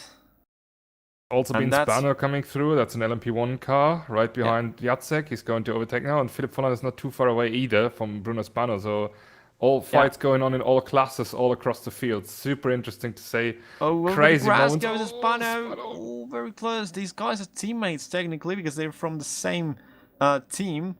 Yeah, Different true. classes though. Yeah, and Spano absolutely being held up right now, and he has to give way, of course, to the LMP2 cars. Cannot basically dive from within. Whoa! What was that? Was Philip Wander's car Volland by will the be curve? frothing his hands. Goes. Oh, Very Jacek running wide wide. into Spano the going pits, into the pits. into the Wander's pits, everyone's everybody. going into the pits. Everyone. Have you seen So- that before? Some wise YouTuber said once, "Into the pits we must go," and you know the rest, of course. And 7, into the 8, pits is 9 going cars everyone, into the even pit. the Wait. GTEs. There's no toilet paper in the pits right now, guys. No need to rush for it. Everyone has gone into the pits. I'm checking, and yeah, most of people have gone. Philip Volland has stayed out. No, he hasn't. I think he hasn't. Max Verka maybe has. No, neither. Nobody's gone stayed out. Sorry, Verka going out of the pit. See how bad the lightning is right now. How needed the front legs are, of course. Ooh, A little bit Moose. of contact between Voland and Emrus. And where's Holland up Spano? into second. Spano is down to 5th right now. Long pit stop from Spano. And Kirinos is in 4th. 3rd now. Emrus has lost a little bit of time more. No, Emrus pitted. Okay, let's just focus on Max Verka and it's absolute pitch black darkness at the moment, and we'll sort that out at any moment's time as soon as these guys have left the pits, and we'll see everyone. But that was weird. I mean, of course, fuel is the same amount for LMP1 and LMP2, so they basically have to go to the pits. But why the GTEs came into the pits? That were these damaged cars, right? Of Saulius Laurinavicius. Yeah, those were some damaged cars because most of GT cars stayed out. Okay, yeah, that was the thing that thrown me off. Okay, have you ever seen darkness before? Tell you what, this is very dark. It's very dark. I mean, at least it's not raining. Of course, there's no rain, but game basically. But Okay, I think we got everything sorted. Just run us through the very quickly. so right now it's Verka leading after his pit stop. Then we have Voland in 2nd, Kirinos in 3rd, Bruno Spano is in 4th, Emrus is in 5th with the only Toyota running today. And then in LMP2 we have Lucas Miranda in 6th, with Bevan in 7th, Gonzalez in 8th. Well, that's overall 3rd for Gonzalez. Then Rashka, who I doubt has pitted. Rashka hasn't pitted. No. He wasn't up here. Jacek in 10th, 5th in the class. Carlos Frau has had to pit a longer time because of the damage. Richard Wonders seems like he had damage too because he's down in 12th. And then Antoni Sayas in 13th. Laszlo Teglas has fallen behind Sven Gilhood. They're fighting for Jesus position. Christ! Oh, That was someone two spun. C-Force racing cars. I think someone spun behind. Not really sure though. The C-Force guys. Whoa! dangerous there. Spano really dicey. That's not gonna. That's not gonna end Jacek, well. I think, or Frau. Yes. It's No, either it's Jacek. or Frau. Jacek, Frau's LMP2 car behind. Yeah, Okay. so we'll keep running. Laszlo Teglas has fallen behind Sven Gilhood. He's now overtaking him. And then in the GT class, it's Sven Gilhood and Brzdensky, Lopez, Laurinavicius, Jurgen Lavicius, Armasega, then Jonas Verto, Andre Later, Agustin Bustamante, Kevin Voix, Damien Clean, Julian Jones, Jonathan Holohan, Saulius Laurinavicius, who's out of the race. Too bad. and that's what I have. And then Pablo Lopez is the last of the LMP2 guys. Is still a lap down, still not overtaking the GT guys, but he's 20 seconds behind Jonathan Holohan, so he might be starting to gain some positions rather quickly. Very sad to see Saulius Larinavicius DNF, of course. Yeah, I think some drivers thrown off by the very pitch black darkness that's just set in, but that's part of the 24-hour cycle, and gonna be very, very interesting to see how drivers will cope with that, of course, especially after going to the pits just in time for the night in the prototypes classes. Only issue that I have with the Aston Martin is apparently there's a wrong texture for the headlights, which is making it look even more demon-like than anything else on track. Yeah, it looks very scary. Sometimes when I look into the mirror right at night, I'm afraid that I see that looking back at me. But basically my nightmares coming true. Yeah, right. Should we focus on some fights if there are? Yeah, Carlos Frau and Martin Jacek. I'd say Jacek should let him through rather easily. We have Clean and Jeans fighting. Jeans, the Colombian, fighting with the rookie from the Netherlands. I think he is. Yes, he is. Yeah, so from the Netherlands, the Dutch rookie. Oh no, come on. Really? Oh, almost rejoining very dangerously Julian Joins. Very, very well, naughty boy. We could call him, as one big white light comes from behind us. An LMP2 car, I think that's Pablo Lopez, almost Super Lopez, gaining some positions. Here we have the replay of the move. Damien Clean went very wide as well, and he hit him from the back. He didn't brake at all, did he? I think he did, but he just overestimated it or underestimated the speed he had into the corner while we are stuck in replay, which doesn't help us in any way. There you go. No, we're not anymore. Lopez has gained some more positions. In 27th he is already. He's passed Julian Joins, who was Julian Jeans, maybe because he was on last in the GT class, and he's gaining some real positions now. Holohan and Clean now going to fight. Lopez is going to join here. They're fighting for position as they...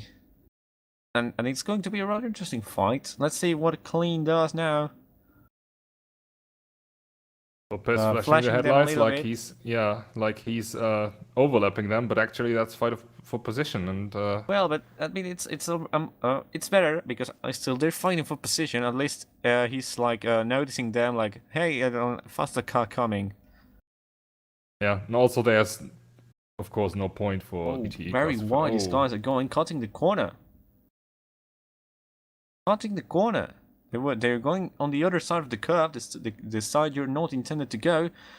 On the slipstream goes Holohan, side by side with Clean right now. Going to gain the position into Mulsanne. Off the track he is. I think Holohan is just a little bit annoyed with kind of driving just in turn 2, was it? And yeah, but it wasn't Holohan who was taken out. It was true. Okay, sure, you're right. Sorry, I mixed that up.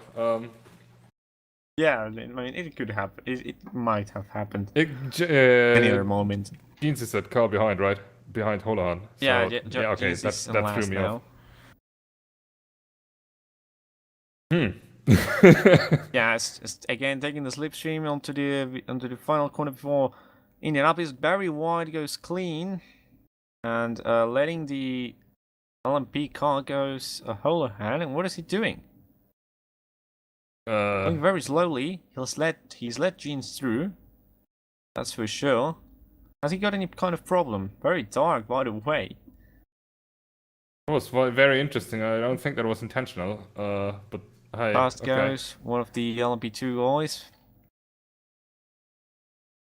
Quickly checking, there's Amorous right behind Kirinos LMP1. There's not many fights in LMP2 anymore, sorry. There's Lopez versus Brzezinski, as it's been throughout the whole race. Almost pushing him out of the track. As Lopez has Brzezinski, and Brzezinski, they still hold position. Well, half of them, because Brzezinski was behind at some point. But that must at have the been at start. the exactly at the start, right? But after that, it looks like Lopez has just been stuck behind his teammate for a very long time. Interesting. Lopez currently leading the OWC Championship, of course, the Open Wheel Championship, and now racing in the GTE class, giving us a good show and of course a good run in is it third in GTE right now, right? Yes. I think it is. Yeah, for second they're fighting. They're fighting for second with Yeah, Brzezinski and Lopez. exactly. So, very interesting, these two guys. We hope they're going to fight throughout the whole race. They have a similar pace. Lopez, of course, set pole, but basically because Sven was out. But they're not as far as we're used to seeing people go from Sven. They're only 10 seconds behind Sven. Which is quite interesting. Any mistake from Sven? They're within touching distance, it seems. Again, the scary lights from the Aston Martin. You know, this is something that they should get when they join Formula One. Some scary front nose, so drivers let them through. Anyways, back to the fight. Yeah, Sven, who is very close. Also, by the way, he's only 20 seconds behind the LMP2 car, the LMP2 of Laszlo Teglas. Lopez has got a pretty average pace right now in the first sector, 114.1. He's trying to recover, of course, from the incident earlier on. As the only fight right now, yeah, as we said before, Lopez and Brzezinski, and LMP1, Emrys versus Karinos. The field has spread out as most of times, but you know, it's the WEC typical race, and right now, we're going to quickly check on Lopez and Brzezinski, as one of the LMP1 guys is coming. That's probably, yeah, it's Philip Voland lapping Brzezinski and Lopez. Lopez is still behind. He's going to try and get a better run on his teammate. He's lost a little bit of time. They're not as close as they were before. But of course, he's got slipstream here in the Mulsanne straight.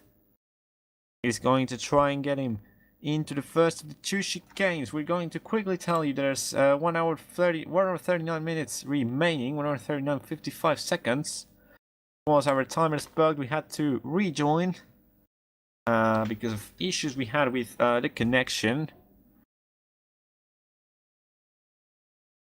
These guys are pretty close. On board with Lopez we go.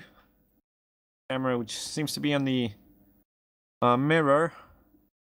And watching Brzezinski there, the name on the back. Getting slipstream closer each time. Closer, closer and closer.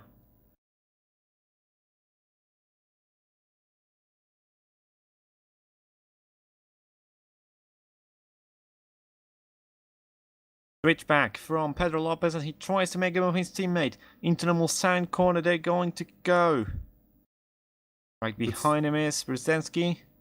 I'm sorry, Lopez is right behind him, almost touching him, almost Ooh, they're pushing bump him to go. drafting. They're bump drafting to save fuel. Here we go. Seems That's like. advanced tactics.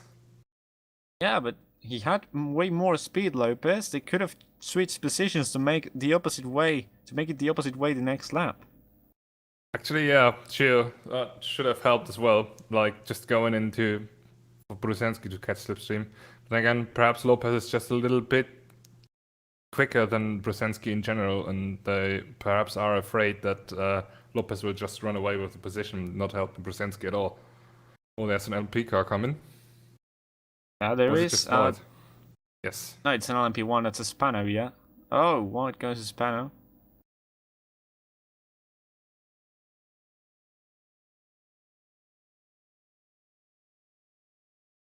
And another LMP1 car that might be Karinos or Ambrose.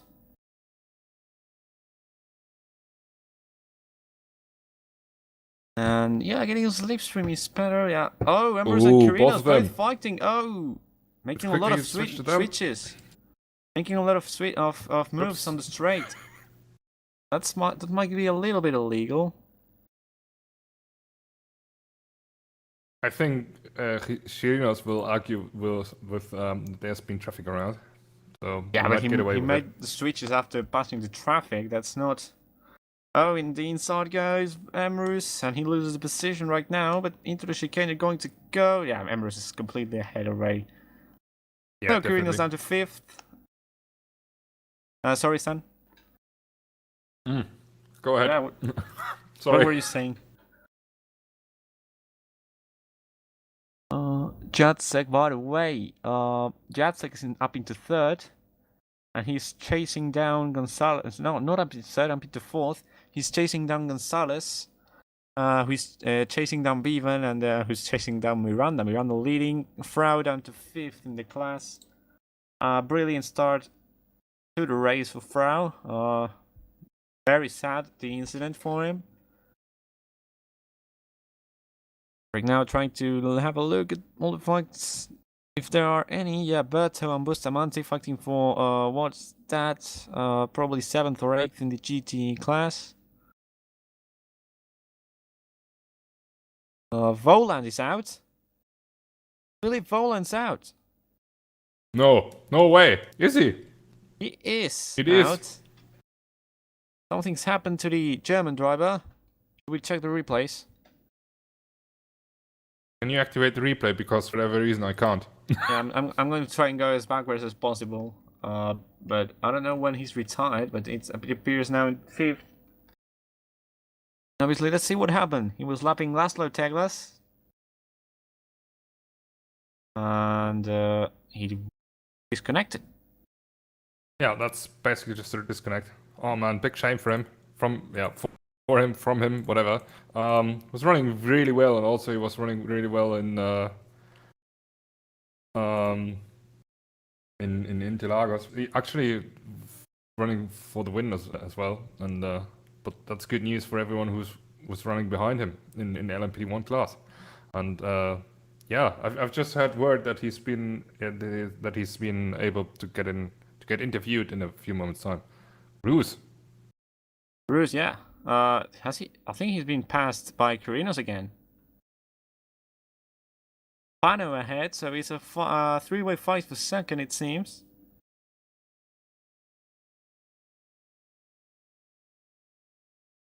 It's getting really interesting. Really interesting.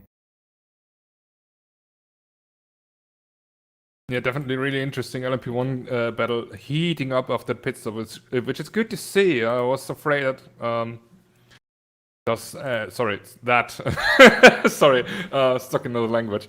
Was afraid that the LMP1 class will be really spread out through the whole race and just coming together at the very end. But at least the fight for the podium is absolutely on, and it's great to see. And what is Spanner doing in front of them? Is that lag or is it another racing line? Maybe he's had a beer like you. But he's a Not minute yet. behind Max Verker. Well, you're going to start it soon, right?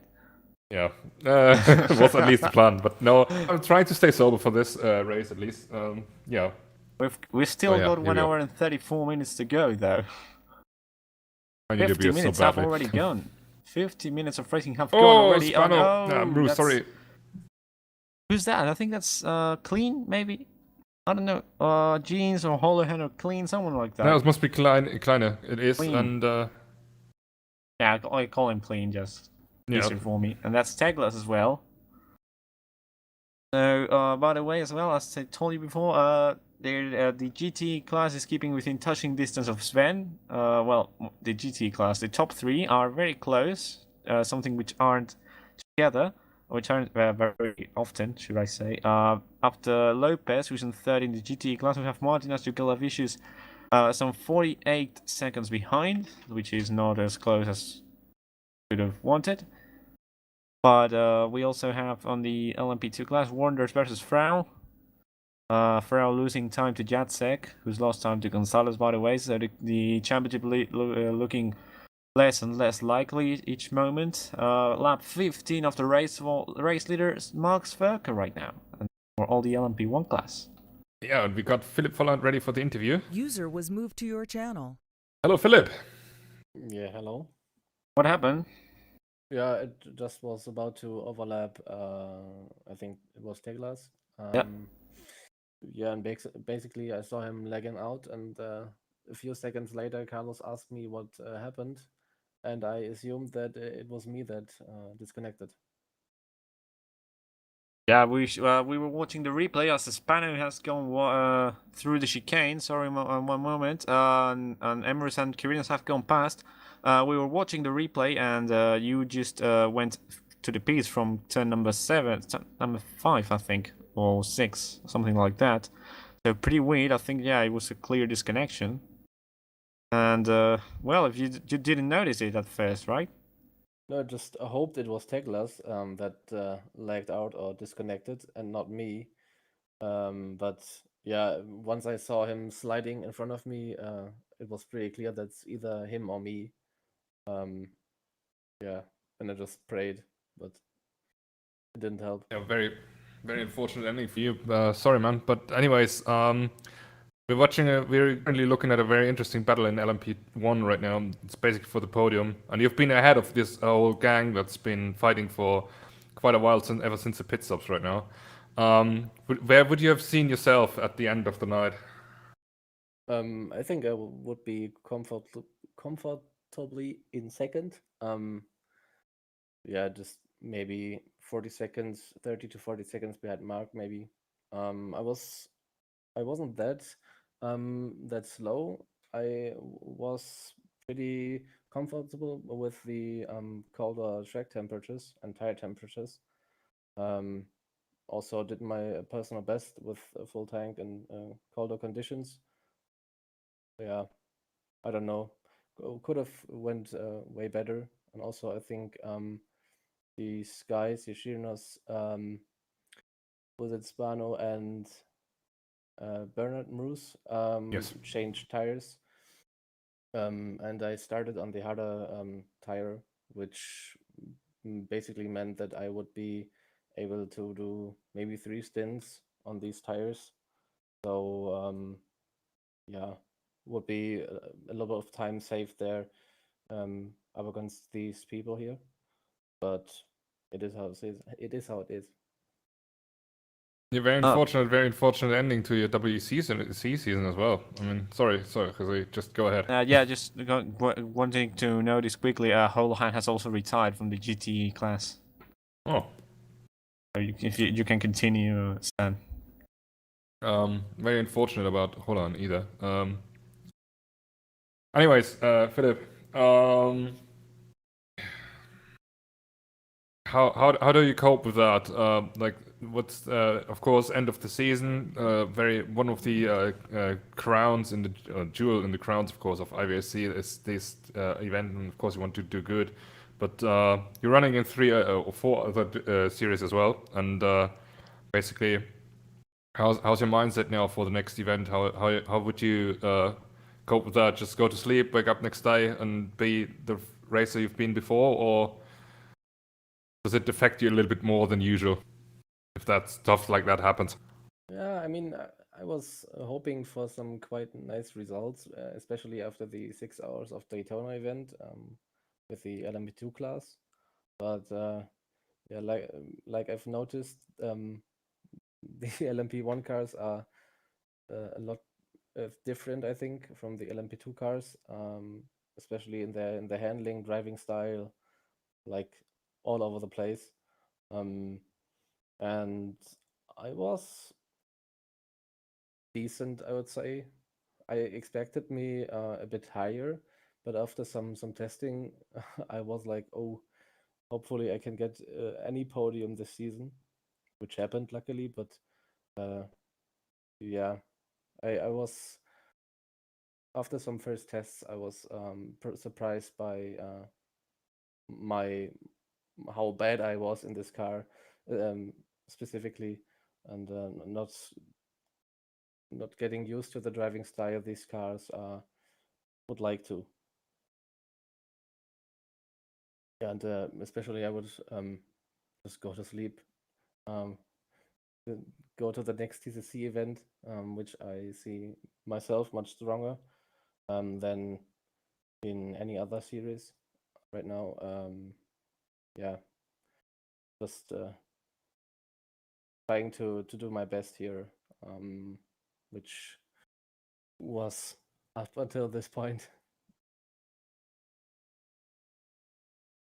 Okay, fair enough. Jose, do you have any further questions? No, I think he's answered everything that could have been answered. And just one question: you're going to enter the American Endurance Championship, right? Yes. Do you Hey, know in which hopefully, class already? No, not yet. Okay. hopefully with much better luck than this. Probably. Yeah, that won't be hard to beat, is it? Okay, thank you, Philip. Thank you for commentating. Yeah, thank you for drawing. Thank you for paying the server. Thank you. And okay, wish you a merry way and see you in the next event. Yes. You too. See you. Thanks, Philip. Bye. And we're back with the race User was now. moved out of your channel. Creature Wonders here in ninth. A little bit of a spread field now for sure. We have Berto Leta and Jurgalavicius fighting in GTE and Auga. No, not Jurgalavicius. Auga, Berto and Leta were fighting a few moments ago. As Lopez is gaining more and more places. Jurgalavicius Auga, who has pitted, so it must have been because they have pitted that they were so close. Yeah, definitely. So it wasn't a fight. Brzezinski and Lopez. Where's Lopez? I've missed Lopez. Lopez gone for. Pedro. Is he still Pedro in the Lopez. pits? Pedro Lopez hasn't pitted, so he's ahead of Okay. Sven and Brzezinski. Oh yeah, no, that's Pablo Lopez. That's the other one. Ahead of Pedro. Pedro Lopez. Pedro Okay. Lopez. It happens again. Have you seen the OWC stream from Sonoma where I was always mixing these two guys up? Okay. I was being the spotter for Gabriel Salomon, who sadly has left. But I was being the spotter. I couldn't watch the stream at all. Good that you're speaking of him because he's sitting in the interview waiting room and I would like to pull him in. Is he? Yes. Wow. User was moved to your channel. Hello, Gabriel. How are you doing? Morse code. I think he's saying not here. Okay, we'll try that again User later. was moved out of your channel. We'll Well, try we see later. Pedro Lopez going to the pits and thus giving the lead away to Sven Gailhood, probably, which you are watching on. I can tell you, I just spoke about Gabriel pretty randomly. I didn't expect him to be here. No, see, that's your intuition as good commentator. No, that's the magic of television. Not television, but live streaming. Magic. Yeah, Pedro Lopez is now pitting. We still have more than half the race to go. 1 hour 24. So it's pretty much 1 hour of racing already done. And we have 4 DNFs, Philip Boland, and an LMP1 class, and then on the GTE class, we have Dovidas Laurinavicius, Jonathan Holohan, and Solis Laurinavicius. So both Laurinavicius families out. For both representatives from the family, should we say. And we have some fights going on. Quirinos and Spano. So one of the LMP1 guys have pitted. Yes. Missing one. No, who? All right. Yeah. Sorry. I'm confused. I'm missing Volan, of course. But there's not much fighting going on. Wonders versus Gonzalez. They're still fighting very close.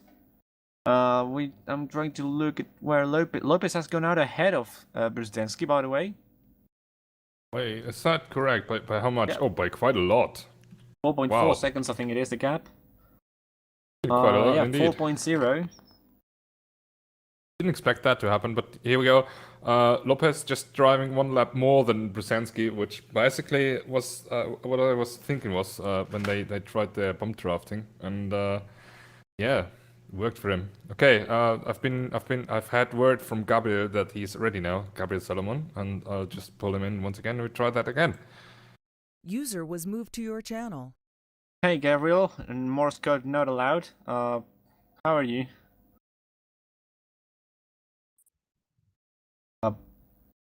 Are you speaking? Because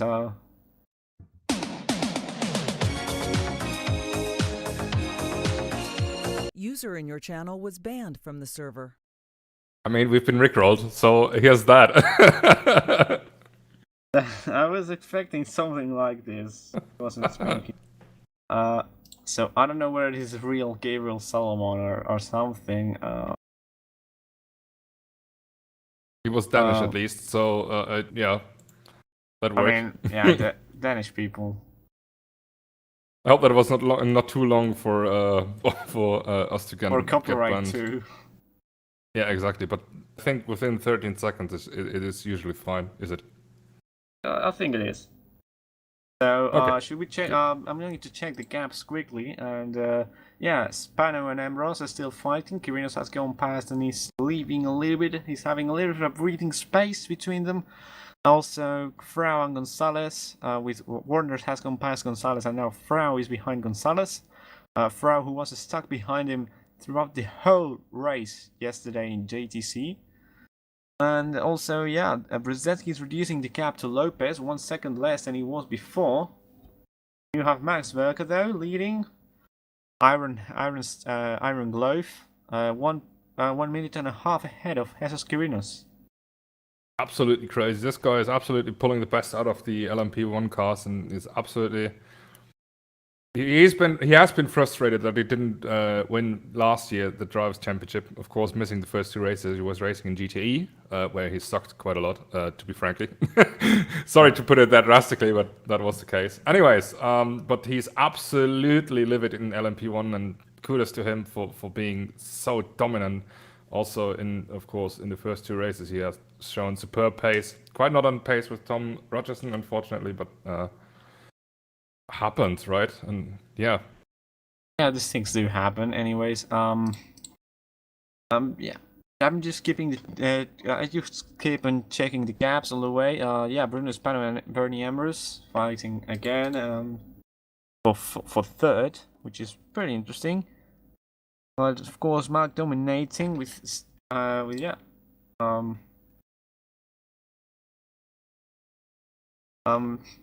Really changing here. Bruno, Ambrose.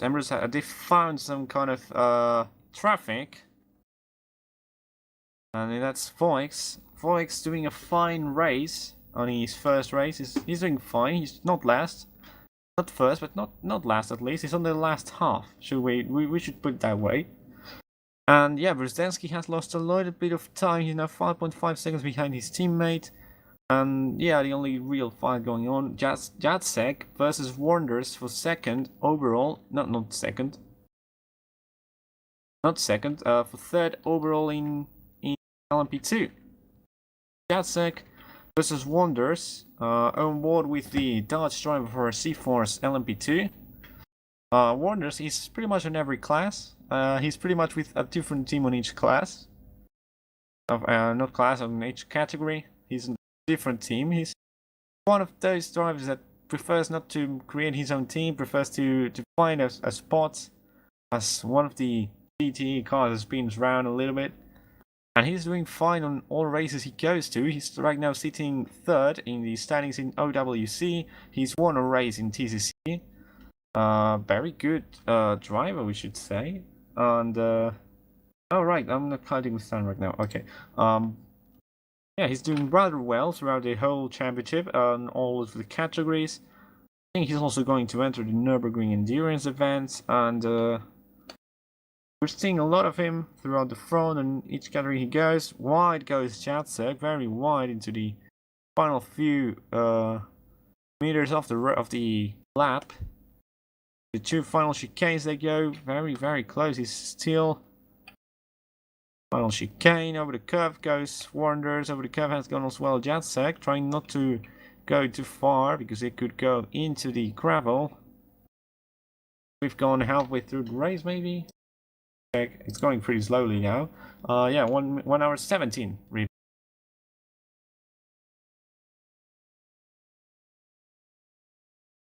And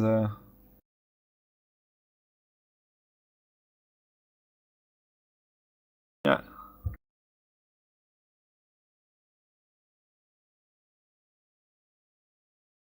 This is Martin Jacek.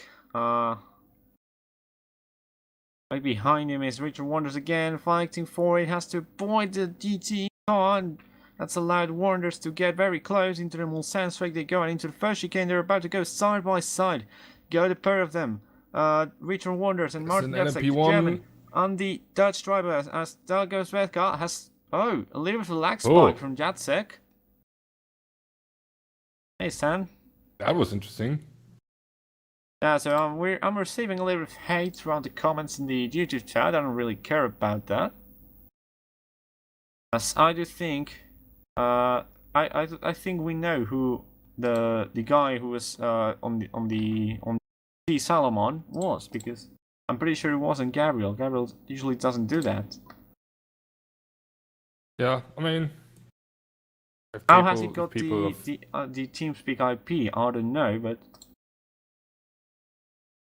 People sometimes they think they are funny, but apparently they aren't. Although I gotta say, I had quite. I mean, yeah, getting rickrolled is quite a classic, isn't it? So perhaps it's somehow okay. At least we had a laugh at it. Anyways, back to the racing action. It's been a roller coaster for Jacek, isn't it? Like, he was absolutely on pace for a bit, and now he's gone as well. Had a little bit of a little lag spike, and he's fallen behind Wonders. Although Wonders had a better run after the chicane and was going to overtake him anyways.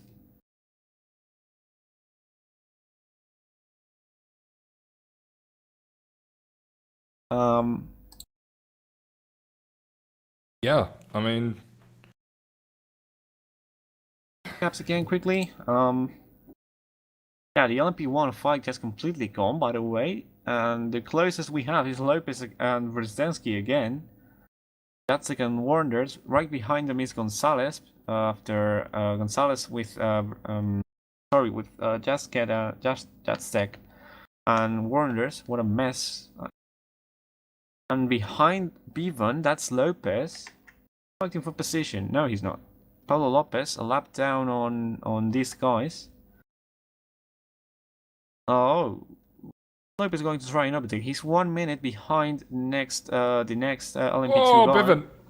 Douglas. Bevan losing the back end, and past goes Lopez.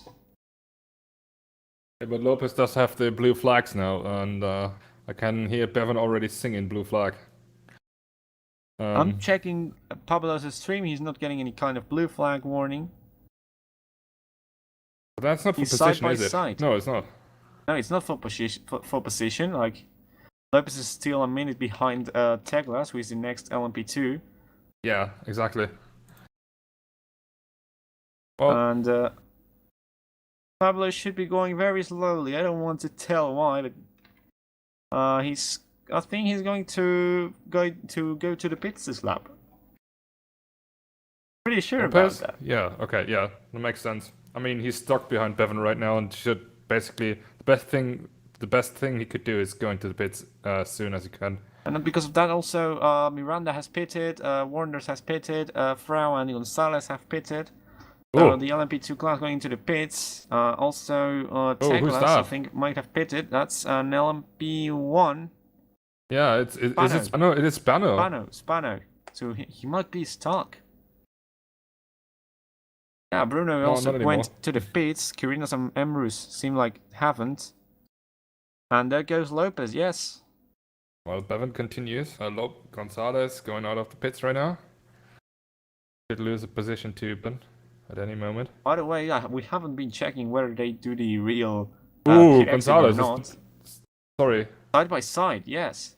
Is that Wonders? No, it's both of the LMG competition cars. Yes, exactly. Yeah, I mean, they have the same colors, switch around and mix that up. So Gonzalez has gone past Jacek on the pits, on the pits. And oh, that's Kirinos. I think that is Kirinos. Maybe Must have been, yeah, sure. must have been Kirinos. If not, Spanner took the wrong pit exit. Good point, yeah. Yeah, No, Spanner's Spanish is just still excellent. going out of the pit, so it was Kirinos. And Emrys behind him. It looks very good right now with all the lights, the track, but whenever there's no cars going through, it's very dark. And I'm already wanting it to go back to daytime. Yeah, it's basically a little bit different, difficult to hold these cars, set these cars apart from each other, is it? Then again, 5 LMP2s in the background right there. If my maths are correctly, they are, and that's just looking absolutely beautiful, gotta say. Yeah, so we have B1 and then 7 seconds or 5. It keeps changing all the time. Is Gonzalez, then Jacek, Frau, Isaias, and then Rashke and Teglas are a long way behind. But of course, and also Pablo Lopez is going to try and get them back. Pablo Lopez now going to fight with Gilhood for position. Pretty Double weird to switch say. team for Frau right there. That's Ooh. absolutely heating it up between Gonzalez and the MPG competition cars. And not only that, but it's a 3-way LMP2 fight, and Isaias behind wanting to have a go, and we have also Teglas, who is a lap down. There's also Bruce in between these guys, trying to lap them once again. Yeah. Through goes Emrys. They leave him enough space to go through. Ooh, Down the inside, Carlos wants to go. Oh, Jacek. Oh, no. And he's hit Gonzalez. Was it Frau or was it Jacek? I'm not sure because these guys were fighting just beforehand. I think it was Frau. Yeah, definitely. Oh. Jacek just let Frau through and Frau basically didn't break. Was it? No, I'm not sure. I have to check it in the replay very quickly.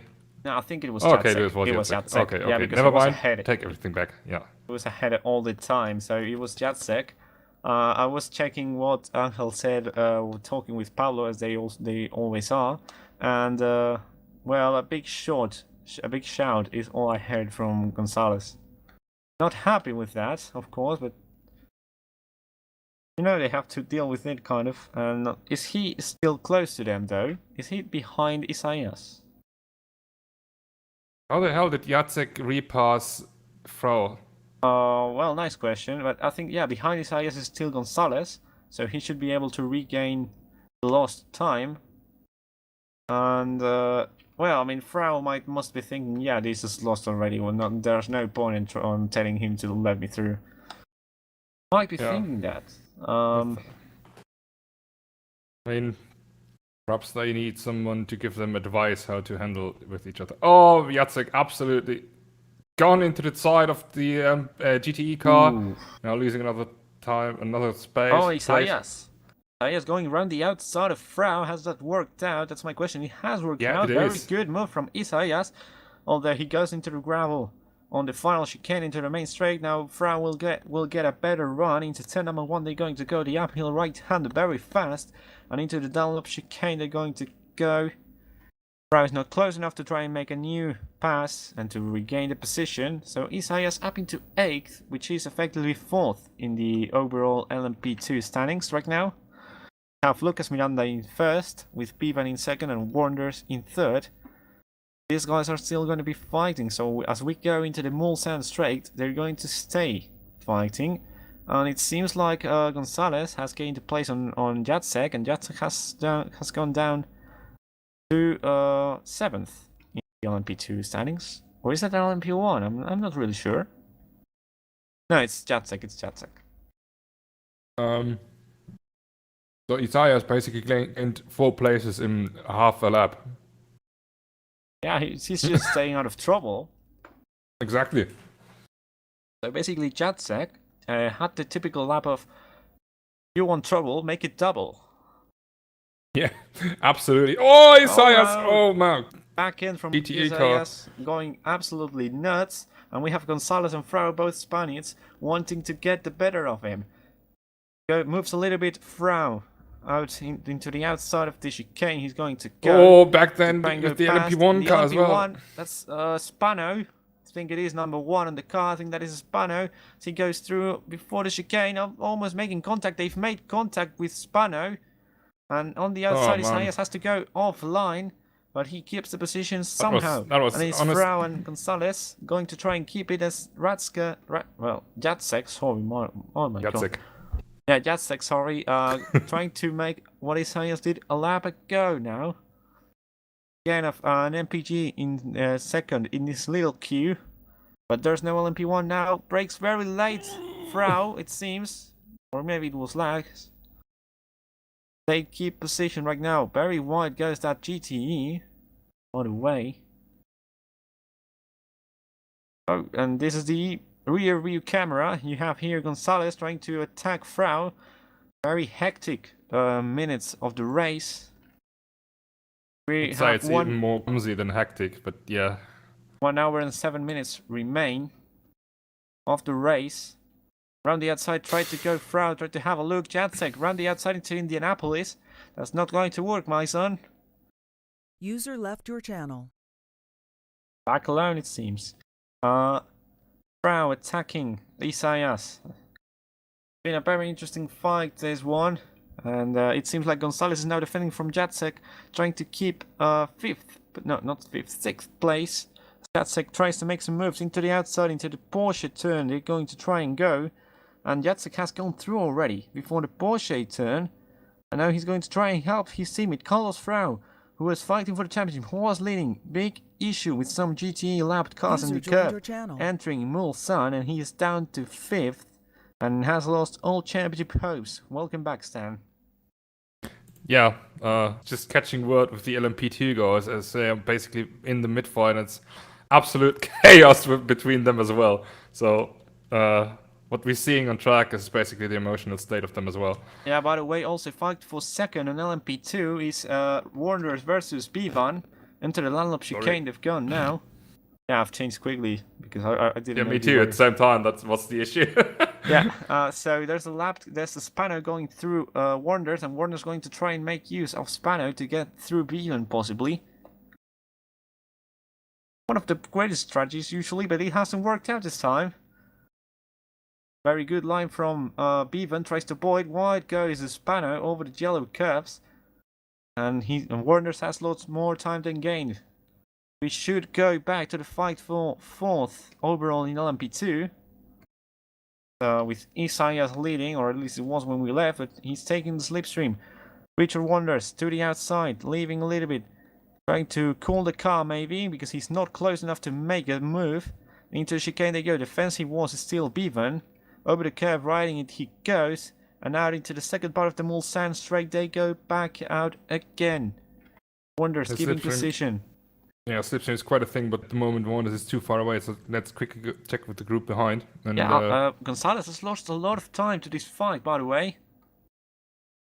Yeah, I think he and Jacek are fighting, and I just hope that didn't happen anything, but yeah. No, they didn't. I did see Jacek's move. He went past before the Porsche turn, the Porsche right-hander, very quick right-hander. And I don't know how Gonzalez lifted off or what happened, because he pretty much let him through. And right now I'm trying to have a look for Pablo Lopez. Pablo Lopez has lost a lot of time. What's happened to him? Come to the pits. He was gaining time, but no, because the second split, LMP2 cars are doing 108, and the last time he went through that, he did a 127. Ooh, it was super dicey with the GTE once again. Isaias trying to make use of his GTE teammate, and Frauen around the outside. Can he make it stick? No, braking super late. Yes. Oh, no, it nearly worked. Close. It nearly worked out, but Isaias held it. As Frau was going off track over the curve, and that's losing more time because these curves are more to lose time than to gain it if you go over them. Getting slipstream a long run into Indianapolis. He's scored now. He's probably going to try and go around the outside because he's going to go defensive. But Indianapolis is a left-hander. He has to remember that as the GTE in the middle, trying to get out of the way. He goes over the grass, and there's no move to be done into Indianapolis. He holds position, goes a little bit wide, and in right into the next corner, there's Oh no, I thought it was another LMP1. No, it's not. And he keeps position into the next straight. Now it's both MPGs behind Isaias. They're both moving the same time as he does to get a slipstream, to get close on the straight. It's very, very interesting, Stan. Yeah, absolutely. I mean, as a team owner, basically on this edge of the seat of my seat right now, Carlos was already complaining about Isaias blocking all of the overtake attempts Carlos is doing. But then again, yeah, MPG cars just switching in behind. That's very wise decision. Perhaps saying, "Hey man, you gotta go, and then I'll pass through" or whatever. Sometimes that works. But then again, just from a sporting-wise perspective, that's absolutely fantastic battle to see after 1.4 hours of racing, is it? It's I think very it's more. close. Oh no, it's not. We've not gone through the final. We've not entered the final hour of racing yet. 1 hour and 2 minutes remaining. Okay, perfect. Yeah, absolutely great fight to see, and I love to see that. Anyways, after all the issues we had at the beginning, and it's great to see how things can develop so well. And oh, Wonders has passed Bevan. Look at that. Yeah, Wonders has passed Vivan, and side by side they go into the Molsen straight. They're going to go around the inside Vivan, side by side into the whole straight. They're going to go. Very interesting. This category is coming out to be. It was very interesting on the pre-season race. And then on the normal races, competitive races, they spread out. Well, no, not on Sebring. On Sebring, it was a very close fight. And then, well, on Interlagos, there wasn't much of a fight. Miranda just claimed the win at home. Now they're just giving us a big amount of fights. Bevan has claimed back second from Wonders. Guys are just fighting it out for their life. Oh, I see a move background. behind, by the way. I see some cars moving, and that's these two guys. By the way, it's still Frau in front, so they haven't switched positions. Oh, okay. Sorry. Still number 17 ahead. And trying to get the GT car. They go past him. Both of the Team Tempest racing cars. Yeah, exactly. Around the inside is going to try and go Frau into the second of the chicanes. They're pretty much side by side. Very close they are. And you gotta be aware of the GT car. Oh, These guys do not make contact. Very close. Around the outside, they make contact. I think Frau has hit. Oh, no! Frau has hit Isaias, who have hit the Team Tempest car, which probably was Arimas Auga or Jurgela Vicious. Either of them, because they're both there. And Gonzalez has just watched it from behind, and I'm missing one of the MPG cars. Yeah, Jacek was also involved in as well. He was, Jacek I think, was just caught up. Yeah, Jacek just loses all the time. He's having no luck to it. Oh no, he was stuck on the curve. He spun himself around. That's interesting. He went too much on the curve. Some mirrors missing there, and Zverka goes through on the replay that we saw. Has gone through Isaias and now goes through Frau. Frau, who I think maybe he caused the incident, maybe he didn't. Yeah, no, I think that's fully on Carlos Frau, unfortunately. Yeah, I mean, he braked a little bit late. Also, I was saying it, they had to be aware because there was a GT car. Without the GT car, it would have been fine, I think. Why? No, still, Carlos Frau was basically just sending it into the second part of the chicane, and thus propelled the OS front row car into the GTE car. So yeah, race control will surely not be too happy about it, and I, as a team owner, I'm not too happy about it either. But anyways, more importantly, what I just saw in the replay is the sun is starting to get back up again, and we can see that already. It's looking a little bit more bright on the track, or is it just my imagination? No, it isn't. It's getting brighter and brighter, and we are turning back to daylight as we hit the 1 hour remaining mark. Jose, take us through the grid. So 58 minutes and 50 seconds remaining on the race, and we have the LMP1 class like this. It's Max Verker leading with 1 minute and 41 seconds of gap to Jesus Kyrinos in second. Then we have Bernie Emrus in third and Bruno Hispano in fourth. Sadly, Philip Volan, the fifth LMP1 we had today, has had to retire due to a disconnection. In LMP2 we have Lucas Miranda for OS front row, I think it is, in fifth. Then Alfie Bevan in second, Richard Wonders in third, fighting it out. These two guys are Then we have Frau, Isaias, and Gonzalez, and Jacek. These 4 guys who have given us an amazing fight throughout the race. And Thomas Rashka and Laszlo Teglas running off the LMP2 on their fight, because there's Pablo Lopez, who is behind Pedro Lopez, Gustavo Brzezinski, and Sven Gill, who these 2 on reverse order are the top 3 for GTE. Sven leading, of course. Gustavo and Pedro Lopez have switched positions again. Martinez Jugalevic is in 4th, then Aramis Auga, Andra Leiter, Agustin Bustamante, Jonatas Berto, Damien Klein, Kevin Voix, and Julian Jeans is rounding off the grid for today. Back to the fights, of course. We're with LMP2 fights. Alfie Bevan and Richard Wonders are having a lot of fun, as we said. And there's an LMP1 coming very, very fast. That's Max Verka. So he's going to have to do another chicane. They put themselves in formation to make another chicane, didn't they?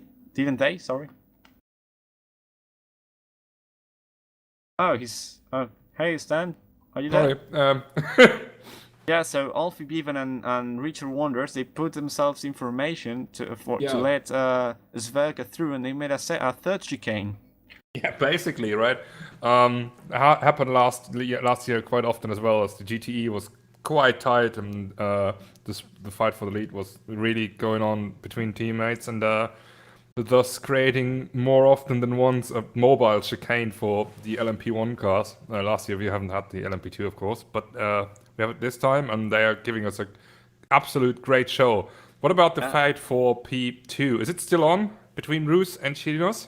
I was looking at the camera, by the way, because it's side by side between Wonders and Bevan. We're going to have a look at the LMP1 in a moment. Randy Inside is going to try and go Wonders, not quite close enough, and Bevan keeps the place for now. And on the it's the fight for P2 is still going on in LMP1 as Kyrinos tries to make the switch back into Mulsanne, getting the slipstream from Emrus. Very close, these 2 guys are number 7. Porsche versus Toyota as well. Force. Yeah, the Toyota and the Porsche, I think it is. Yes. Side by side, they go offline. They go, I mean, not offline, but off the road. They go into the red tarmac. And around the inside goes Kyrinos. He kind of keeps it. Oh, he's got it. He's going over the curve, and he's got to let Bernie through. He does. As soon as possible, he did. And they're back 2nd and 3rd. The Polish driver leading the Venezuelan. Ooh, look at the overspeed Chirinos has. Yeah, of course, it's slipstream very powerful through this one straight. What a shame this game doesn't have hybrid power management. It would be much more interesting in the LMP1 class. Oh! And a tank slapper from the back gets Kyrinos. Maybe those tires are nearing the end of their stint. Yeah, might happen. Happened, and we heard that before from Philip Folland that Chirinos and Spano were switching tires at the first pit stop. So yeah, perhaps you're right, and they are going to an end right now. While Bruce is definitely on for a good result here in LMP1. Very good result it would be for him. I'm checking the standings, and he hadn't attended a single race this year. Bernie Emrus, he's going to get 2nd, or well, he's on for a 2nd place right now, as is Bevan ahead of Wonders. These guys have spread out a little bit in the LMP2 class, because I think some have pitted. Antonio Isaias is 2 seconds behind Gonzalez. So Gonzalez has gone past Isaias, but Wonders and Bevan. As you said before, last year there was no LMP2. This year they're giving us grid fights. I think it has been a very great addition to this year's championship, although it was only 3 rounds. Yeah, unfortunately, LMP2 is just a one-off for this season. Won't return for AEC. But yeah, perhaps it's a good thing to have them for one season, remembering it as the perhaps most competitive class on track, and then putting it into the Hall of Fame. Yeah, I think with this stage of the race, however, all comes down to concentration levels, and these 2 guys definitely showing that they have them. Like, you are already racing for 1.4 hours. You've been through the nightmare of hell during the night with a demon looking like Aston Martin sometimes popping around you. And through goes Wonders, by the way. Just, exactly. one moment. Through goes Wonders around the outside. He's trying to go. He got a better exit from the second chicane. Around the outside again. Tries to go Bevan. Doesn't quite work. Tank Slapper again for him. Continues, Tan. Concentration is quite a thing, and now the daylight coming back, and you might not believe it or not, but if the full daylight is on, your eyes actually hurt from the monitor brightness, and if you're not fully committed and 100% focused on the thing that's going on in front of you, you'll definitely be caught by some guys who might are, and looks like at the moment that's actually the case between Bevan and Wonders. By the way, close ahead of these guys. No, well, not close ahead. Behind these guys, Pablo Lopez, who's in the LMP2, and starting from the pits. He's having a dreadful race. He's just crashed into the wall with a little spin. Oh yes. You can see he's running no front splitter. Well, that's another pit stop. Yeah, it's another pit stop. He had to make an extra pit stop a few laps ago. He's having a dreadful race. He hasn't had the luck. Well, not the luck, but luck at all. He hasn't had luck at all in this WEC championship. Had a very good run for the podium in Sebring. He sadly crashed out because of the demon curve on turn 1. He disconnected or had some issues to enter the race in Interlagos. And then here he's having a nightmare. Not the luckiest championship for him, but I'm sure he's going to try and recover from this in the American Endurance Championship, right? Yeah, definitely. I mean, he's a quality racer, and he knows stuff happens. Sometimes you just have a season you can write off right at the beginning. I mean, the way he exploded in Sebring, basically exploded. It is quite something to remember, and if anything, he can be proud of the memes that he created right there. Anyways, as I said, he's a quality racer, and he will definitely try to come back as soon as possible. He's very good, but not only the memes created here, but I can tell you, I've been friends with him for like a year or a year and a half, and he was in another league, and he started one season of racing, yeah, and he had 4 or 5 races where he couldn't finish because of problems, and we were starting to tell him that he was Mr. Bad Luck, to call it some way in English. And he was actually a meme himself. So he this season is replicating all those problems. Very bad for him, but of course, moving. Yeah, sorry. Yeah, sorry. Just go ahead. Yeah, I mean, it's been a very bad season for him, but I'm sure he will try to give it a way to go away without this luck in America. He's had very good races in other categories. He had a very good race yesterday. It's still for the spin for Jukulavicius on the final chicane. Perfect caught on stream. Yeah. As I was saying, he had a good race yesterday after the problems with Emrys and some contact they had. He went on to finish 4th. He has a win in TCC. He did win in Okayama in last season in 2019 too. So yeah, he's good, but he just needs the luck to go as Jukulavicius cuts the corner there. Well, that LMP1 car was emitting some smoke. I think it was tire smoke, but yeah, he locked up. He has gone. That's Kirinos. And there's Lopez behind. That's just gone out of the pits. Yeah, and that's going to be for position as well. But as you said, of course, luck is mandatory as well. You know, even if you're not completely on pace like Stwerka is in TCC Fleet, he's also there, really good, but not out at the very edge. But he's super lucky in all of the reverse grid races, and look where he is in the championship standings right now, P1. So yeah. It is helpful to a certain degree. I think he's not P1 in the standings in TCC. Not anymore. Okay, interesting. No, he hasn't been this season at all. He hasn't been. Like Sven has been all the times at lead. No, after round 2, Turawa he wasn't. Yeah. Sven leads by 1 point though. Oh, okay. No, okay. That's not too much. Yeah, not too much, but still Sven's leading, of course, because Sven has got a big amount of pace as well. We have a lot of very good drivers.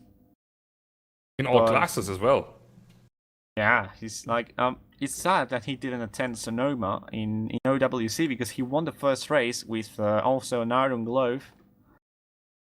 I want to call it. In all honesty, for the championship standings, it wasn't too bad that he missed it. Yeah, he wasn't, but I mean, we should tell him just to come one race, like half the races, to make it interesting. Yeah, exactly. Otherwise, he'll dominate and run away with all 4 of them, all 4 championships, or 4.5 that we have this year. Yeah. Thankfully, the other American endurance will also be multi-class, so there will be more champions than only Sven. Yeah, exactly. Not only Sven. Anyways, we have Bevan and Wonders. Wonders is back ahead of Bevan. And on 6th and 7th overall, fight for 2nd in the LMP2 category. Auga, who's been passed by Lopez in the LMP2, but Auga's in the GTE, of course, but Wonders is ahead of Bevan, who seems to have lost some pace. Last lap for Wonders 3:35.7, of course, and Bevan 36.4. Okay, that's interesting.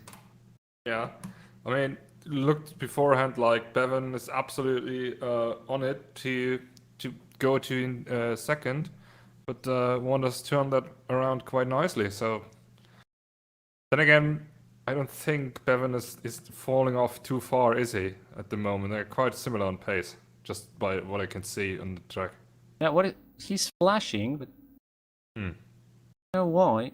There's a GT ahead, by the way, but that's very it far should be ahead. Richard flashing, not him. I think it was just basically to say, hey, I'm still here, get nervous, make mistakes. Yeah, please make mistakes. I want to have fun. I want to finish ahead of you too, but let's have some fun first. Yeah, exactly. That was what Jesus. That was the thing I was trying to do to him yesterday, to Bevan, of course, and it didn't work. It did work, but and you also went through. By the way, we gotta say this.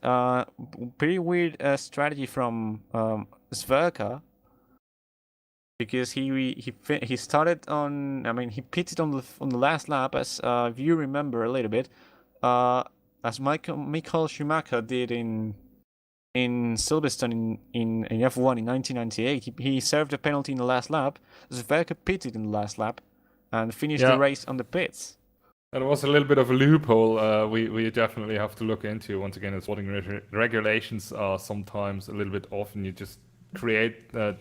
Of course, mandatory pit stops has been run yesterday for the first time ever at IVRC, and apparently we found a loophole in it, and of course having to forbid drivers to pit in the last lap of the race, as they will save quite a lot of time. But anyways, yeah, but you know, it's a loophole, but it's not like it helped him a lot, because he went down to 10th after all.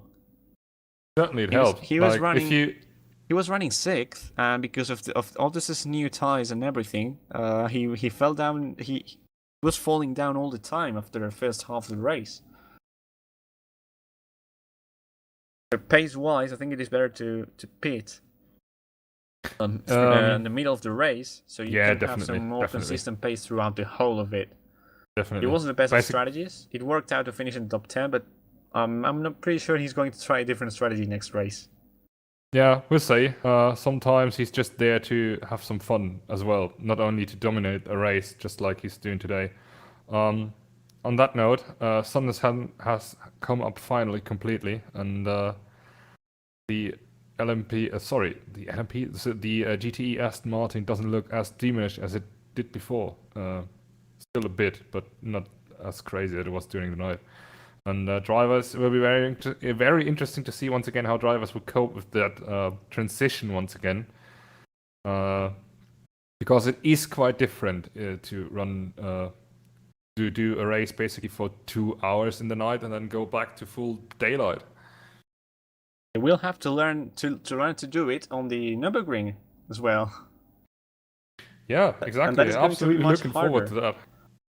Oh yeah, Nordschleife is absolutely crazy, especially with T3, GT4, TCR going around. You said the classes correctly before. I'll stick it with the SRO class for now to make it more visual what cars we're talking about. Because if I say SP9 cars, nobody will understand it. Yeah, I was Anyways, saying it, the name we use like for us, and then the what the cars are effectively, so people Yeah. understood. Yeah. the But name yeah, sure, you said that absolutely right. The name we use is basically the VLN, or now Nürburgring Endurance Series nomination. I'm seeing a fight. Jugalovic is now got for I think it is fourth in the GTE class, as Isaias has pitted, by the way. We just saw, and yeah, Auga and Jurgalovicius, teammates, they're fighting. I think he's let Jurgalovicius through. Looks like a scripted move. By the way, shadows are starting to kick in once more, so maybe we will see two knights in this race. But Auga keeps behind him and trying to keep the pace with him. Of course, they've got the next car, which is Lopez, some 24 seconds ahead. And then another minute ahead is Pedro Lopez, not Pablo. Pablo Lopez, he's down there because of the problems he's had throughout the whole race, and Pedro Lopez on the GTE is 1 minute ahead of the Spaniard. GTE of Project Bravo, the Bravo team. And Brzezinski, his teammate as well, some 25 seconds ahead of them, so they've spread out a little bit. They were very close throughout the starting phases of the race, and Gilhood some 20 seconds ahead, so Gilhood's not left at all. Gilhood's still very close, he still can make mistakes. Yeah, there's Gilhood, of course, not touching distance, but very close, more closer than our races. 20 seconds, that's nothing in comparison to the minutes and a half we had other races. Has he made perhaps another pit stop? Sorry? Has he perhaps made another pit stop? No, they have been like this close throughout the whole race, and this is B1 going very close. Of course, teammates once again, but different classes. They can help themselves. They can help each other. Like, you know, I'm going to move a little bit because I want to take this line on this lap while my teammate is suddenly coming behind me. Yeah, sure. As B1 went to the pits. And then other laps where the rivals come, it could be like, oh no, I'm going to stick to the normal line here. I just wanted to test it out the previous time. As Teglas goes wide into Gabriel, or not? It's pretty laggy.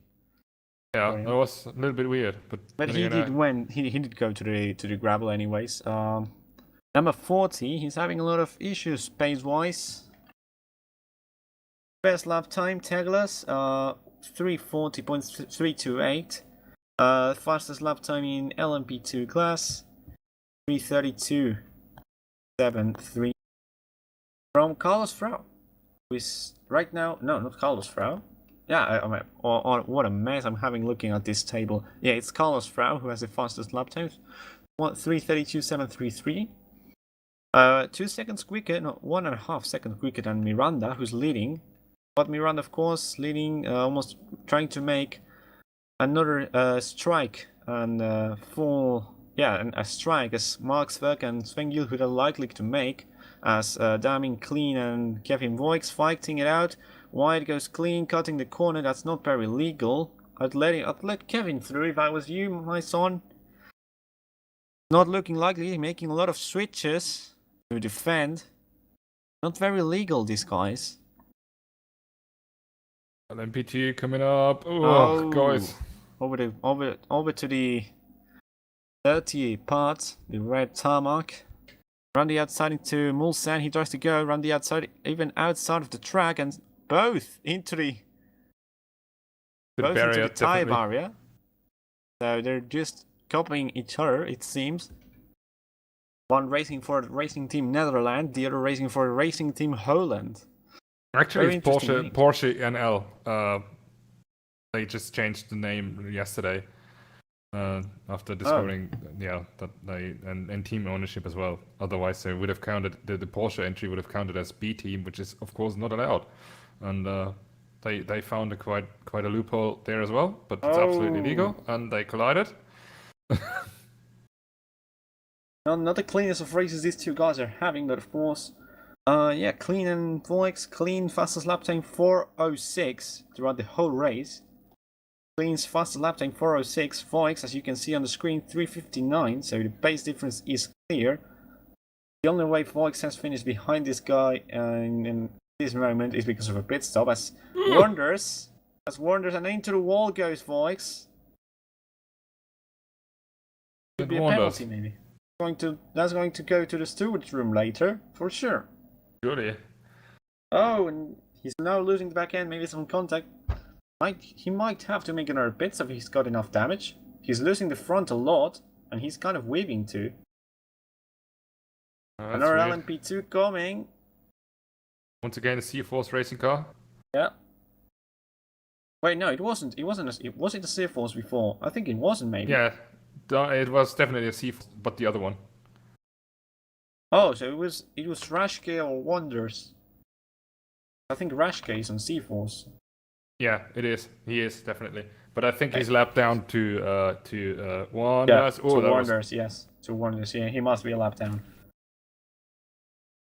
And Kleine was just cut out by the curbs, the yellow anti-cut curbs at the very end of the chicane of the lap, basically, and of course the chicane.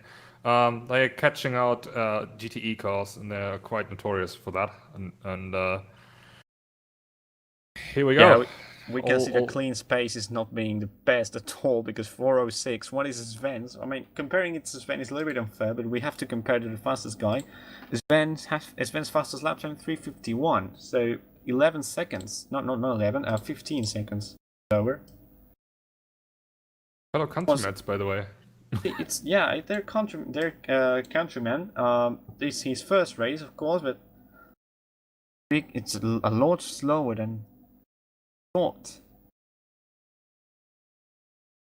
Even Julian Jeans, who is behind him, 40 seconds behind him, and has better pace than him, so somehow incidents have thrown Jeans behind. He was involved in that incident at some part of the starting stages with Carlos Frau. Just want to see how this fight Oh, by the way, continues Spano very is out. quickly. Spano is out of the race. Bruno Spano is out. Spano is out of the race. No way. Yeah, he is. Spano out of the race. So we should check quickly what happened to the C-Force runner in LMP1. Sorry. For the replay quickly, I'm going to go behind doing it. So, like it's been a long time ago then. But I've just noticed. Quickly check. Did he lose any parts? No, car has Maybe been he's repaired. disconnected. I think he might have disconnected. Trying Also to check. There's disappeared from not Teams. much going on track, so we can afford to try to have a look at this. Although it's taking very long. Yeah. I think that's not gonna. Yeah, we're losing time more than anything. So yeah, it's very. Karina's here, Emrys. Maybe he's lost the connection. They were having a what? Wait, no, it was Karina's fighting with Emrys. He's right behind there. We saw him in the background as Jeans spins round. That was Julian Jeans. 5th. Oh, and into the wall. That's why Julian is behind Voix and Clean. By the way, Voix behind Clean again. Sorry, yeah, Voix has fallen behind Clean again. He's 3.6 seconds behind. He had a terrible first sector. This is Gonzalez going through the LMP2 class. And some fights with the GTE guys. Plus also, Warners has lapped his teammate, it seems. Lopez. Both Lopez's. Auga still with the headlights on. Both Lopez's. Can we make that a thing, please? So I don't mix them up all the time. Yeah, so it's Pedro and Pablo, right? So yeah, one with Pablo the Z and one with the S at the end as well. Pablo behind Pedro because of incidents. Look at the front of the LMP2 car of the Orica 07 right there. Yeah, definitely a new aero pack developed for them all, right? Also very shiny, that part in the car. No, that's one of the lights. Usually, if you go to the wall, the lights double, and one of them of the additional lights starts wobbling around. Oh, well, it's rather interesting to see. Yeah. As he cuts the corner there. Slightly. Okay. Don't why he's cut the corner. Arga pits, Berto. Not pitting, he's just going through. And yeah, we should check again. Clean and Voix and Clean are back, switching positions. But Voix goes into the pits, it seems. And onto the grass a little bit. Clean is also going to pit. So this was kind of following the same strategy. Sven also pitting, race leader in GTE. How long is it on the timing? How long is the race distance remaining? So there's 32 minutes and 50 seconds to go. On half an hour. Of course, it's a long race.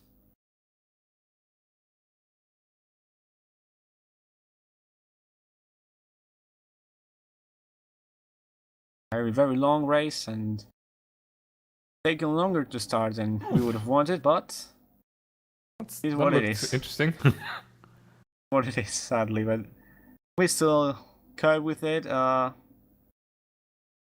So basically, Bruno would get points because he did more than half the race. Yes. But Philip wouldn't because he didn't. Sadly, neither would Dovidus and Jonathan and Saulius. Well, yeah, no, they wouldn't get any points. When did we lose Dovidas or Vicius? Dovidus retired. Yeah, he was right before Philip, indeed. Oh, okay, we must have missed. Oh man, too bad. Yeah, I told it on the live stream, but I didn't check when it happened. Okay, must have missed that. Sorry. So it's Vernie trying to catch some. I'm going to check what the gaps on here, but it's literally spread out. So the end of the race is going to be pretty unentertaining. So yeah. Don't say that. Don't say that yet. Don't say that yet. I tell you what, it's gonna get very, very weird at the very end when everything bunches up back together. Of course, not Laszlo Teglas. He's in here for fun, but the other LMP2 cars, I still have hope that unless Martinezzi continues to ignore the track limits, that they bunch up once again and come together. Well, hopefully they do, but Sverker's coming to lap Carlos Frau.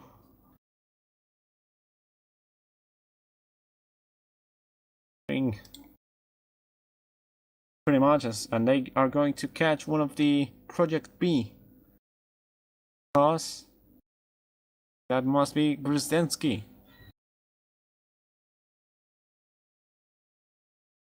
Only, yeah, the LMP2 driver, yeah, as we said. Championship hopes are pretty much broken already, unless Lucas Miranda can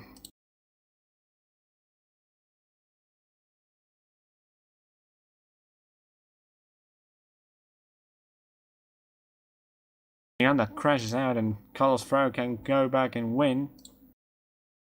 Yeah, but I'm certain that does not happen, does it? Talking about Miranda, absolutely dominating the LMP2 class. This guy, absolutely on it. Like, his qualifying pace was a little bit off, right? But ever since the very interesting, let's say, that starting phase has happened, he's absolutely been, once he took the lead, he's been just running away with it. Now, it's absolutely crazy to see how someone like him, basically, yeah, he needs to find a chance and then he bites onto it. Very interesting to say.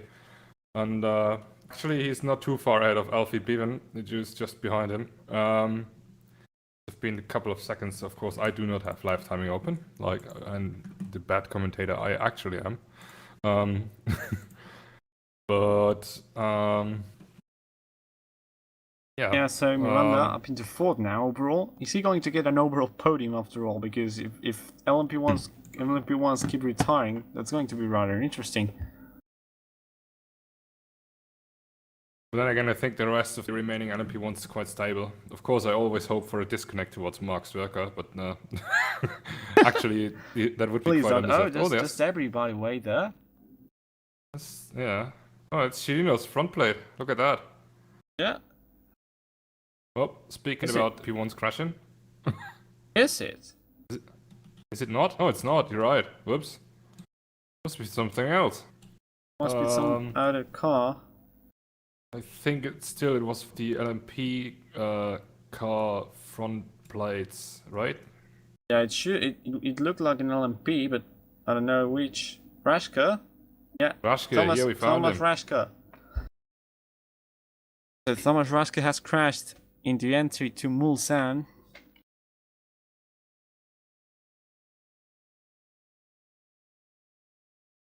Well, that's gonna be another pit stop.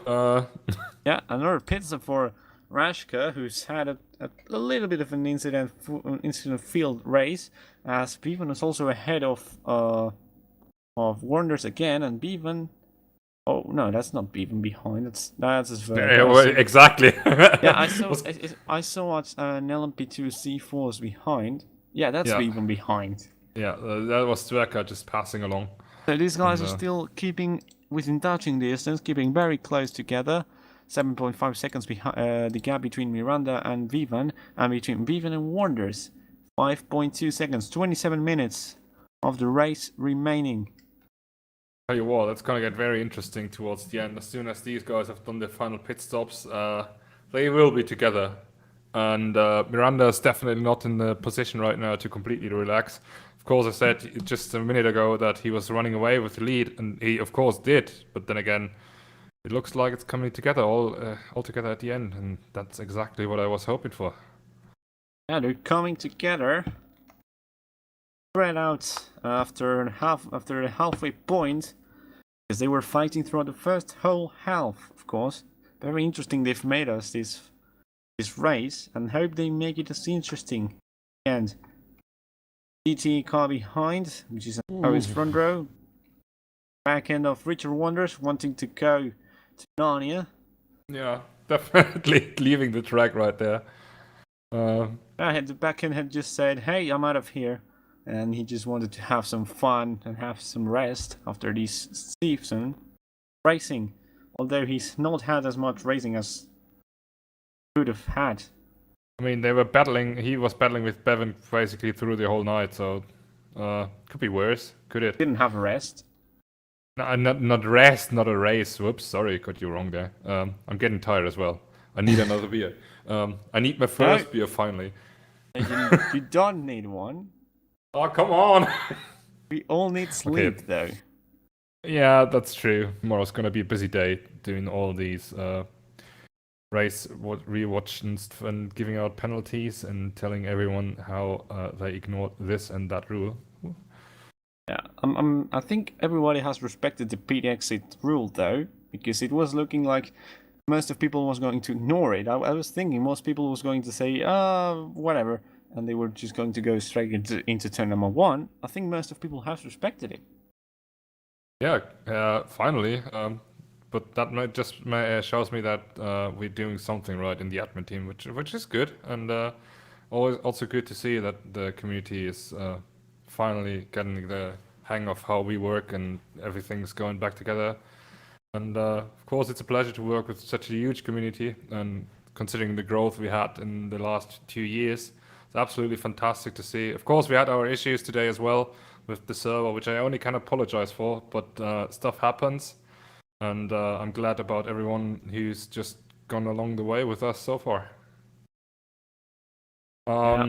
Racing action. There's action between our friends, our Dutch friends, Clean and Voix at the back, and then also Lopez and Gilhood, Pablo Lopez, fighting for position. Gilhood has pitted because he's lost the lead to Pedro Lopez. Who's in another class. Yeah. I mean, no, Pablo Lopez is in another class, and Pedro Lopez is in the same class as Van Gilhood. Very messy, but yeah, it means Sven has pitted.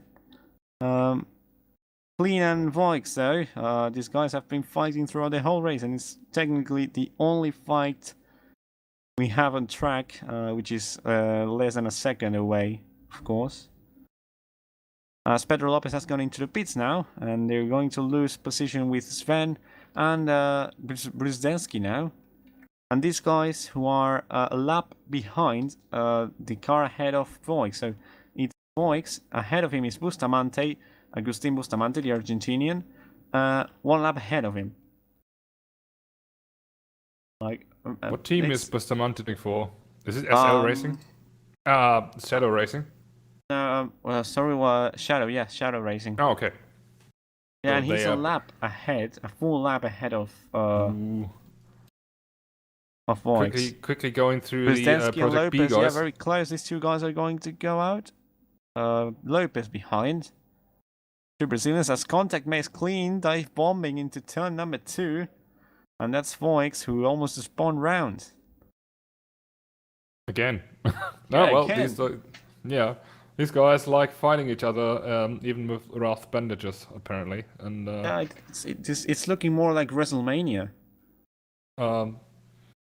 certainly not like endurance racing at the moment, but Bernie Lewis And coming up behind that's him. some Roos coming behind, yeah, exactly, and putting on the lights so they notice him. Of course, the speed of the LMPs is amazing in comparison to these 4 GTs. Poor, but they sound more than them, so they scare us more. Exactly, and you say that, and considering that they also go nearly 300 kilometers per hour on down this long straight here, Mulsanne Straight, or is it the Mulsanne Straight? You Yeah, just the said it Mulsanne before. Straight. Yeah, exactly. Just shows how freakingly quick these LMP1 cars are, and Philip Folland just told us, Paul, that he wasn't able to get along with them basically, and it certainly shows that you need some skill. I mean, you are the retired LMP1 driver. You know about that, right? I kind of know about that. I remember making a pass in Interlagos to Jesus Carreras. You know, the S's, the part before where Hamilton took out Albon. I did make a little move, using the lapped cars as these 2 guys go wide. I used them as a chicane to go past Carreras. Over the curve he's gone. He's lost the back end, and there goes Verka, who, if I'm not wrong, is going to lap 2nd place. Look at the speed difference! Holy moly! Well, Yeah. do you mean Sverker's already a lap ahead of everyone? Well, No. almost, because Emrys lapped these guys before Mulsanne. Oh And yeah, Sverker you're lapped right. them. You're right. Oh wow! I didn't even notice that. Yeah, so Emrys is on the Indianapolis turn, and Sverker is around the Virage du Golf, which is right before that. Yeah, you're Going right. to pass the Project B guys, and he now joins the Indianapolis curve, so it's around 20 seconds, maybe 15-20 seconds the gap. Amazing speed from Sverker. Of course, he's kept it together throughout the whole race. Oh, the Ooh, back end a little both bit. of them course, sliding. hybrid power. But yeah, And raw as I said V8 it power before, behind. it would be really interesting with hybrid management, because of course they have to manage when to pull, when to use the energy, when to deploy the energy, when to not to. It would be much more interesting, I think. Yeah, definitely, but also it would make it more complicated. That's one of the reasons why we disabled the push-to-pass system in the open wheel championship, because to keep it a little bit more simple and more driving focused instead of tactics focused. Yeah, and I have one question about the open wheel championship. And we have the Indy 250, not 500, of course, 250, and. Yes. Is it going to be like this, or like it's only run the championship and whoever wants to sign up has to sign up in the championship itself, or will it be an open event? Yeah, I mean, basically all our events are open, aren't they? You Yeah, basically I sign. think you understood me. Like, you have to sign up, Yeah, and sure. you will be on the championship at the end. No, it's not like the Nürburgring event. Basically, yeah, it's a mixture of both. Of course, it counts towards the championship, but also you can just come in, race, and enjoy your victory. And yeah, that's basically it. We could see Fernando Alonso joining us. Yeah. What rumors say? That's the word I'm searching for. Rumors say that Alonso is joining right now. Just kidding. I've sent him an email, but he hasn't replied to me yet. What a surprise. Yeah, he's busy doing Instagram lives. Whatever. Absolutely, I have absolutely no idea what this guy is doing in all this free time he has right now. Absolutely He's. out of the loop. I know he's on the gym, but not much. Not much more. Okay. Anyways, Yeah, racing Sverka getting closer and closer to Emrus. 3 minutes and 20 behind is Emrus. I think we will be able to see him on image. Well, not close enough. Still, he's going into the Mulsanne turn, not straight. Just past Sven Gilhood, race leader in GTE, of course. Sven Gilhood, 50 seconds. Now it's a big gap, 50 seconds ahead of Brzezinski, who is 2.4 seconds ahead of teammate Pedro Lopez. Pablo Lopez is 2 minutes and a bit behind Teglas and has got 17 minutes to reduce that gap and try to gain a place. It would be really interesting if he does after all the problems he's had. I think he hasn't lost the hope at all. But I think he has another pit stop to do soon. What most of people might have another pit stop to do. yeah, exactly. I think a little bit more than 50 minutes left on the clock. Yeah. LMP2s might not get to the very end. We've been in the race for like Yeah, so it's been 2 hours and 7 minutes of racing already. exactly. Yeah, LMP2s definitely have to come to another pit stop. But If I'm they not didn't sure already. whether they will come together after all. Gonzalez pitting though. Speaking of. In 5th right now, going to get overtaken by Isaias. Yes. Down to 6th. The Spaniard doing rather well in his debut here with the LMP2 car. Tying up last minute. You said, after you said on the Discord chat. Yeah, sure. Effectively last minute, like the hour before, probably. And that was It pretty was much... yesterday. It was yesterday, to be fair. But after the deadline, basically, which we don't really have. But yeah, you know, stuff. Anyways, Yeah. Carlos, who is down in 4th in the LMP2 class. What a good race he had at the beginning. What a nightmare it's turned out to be after all. And yeah, Yes. there's not many fights. Clean and Voix, the only real fight going out there, as it's been throughout the second half of the race, as Laszlo Teglas sets a personal best lap time, 3:39.9, so rather closer to the 340s. Oh, someone's going wide there. Into the wall. Oh, that was Clean and Voix.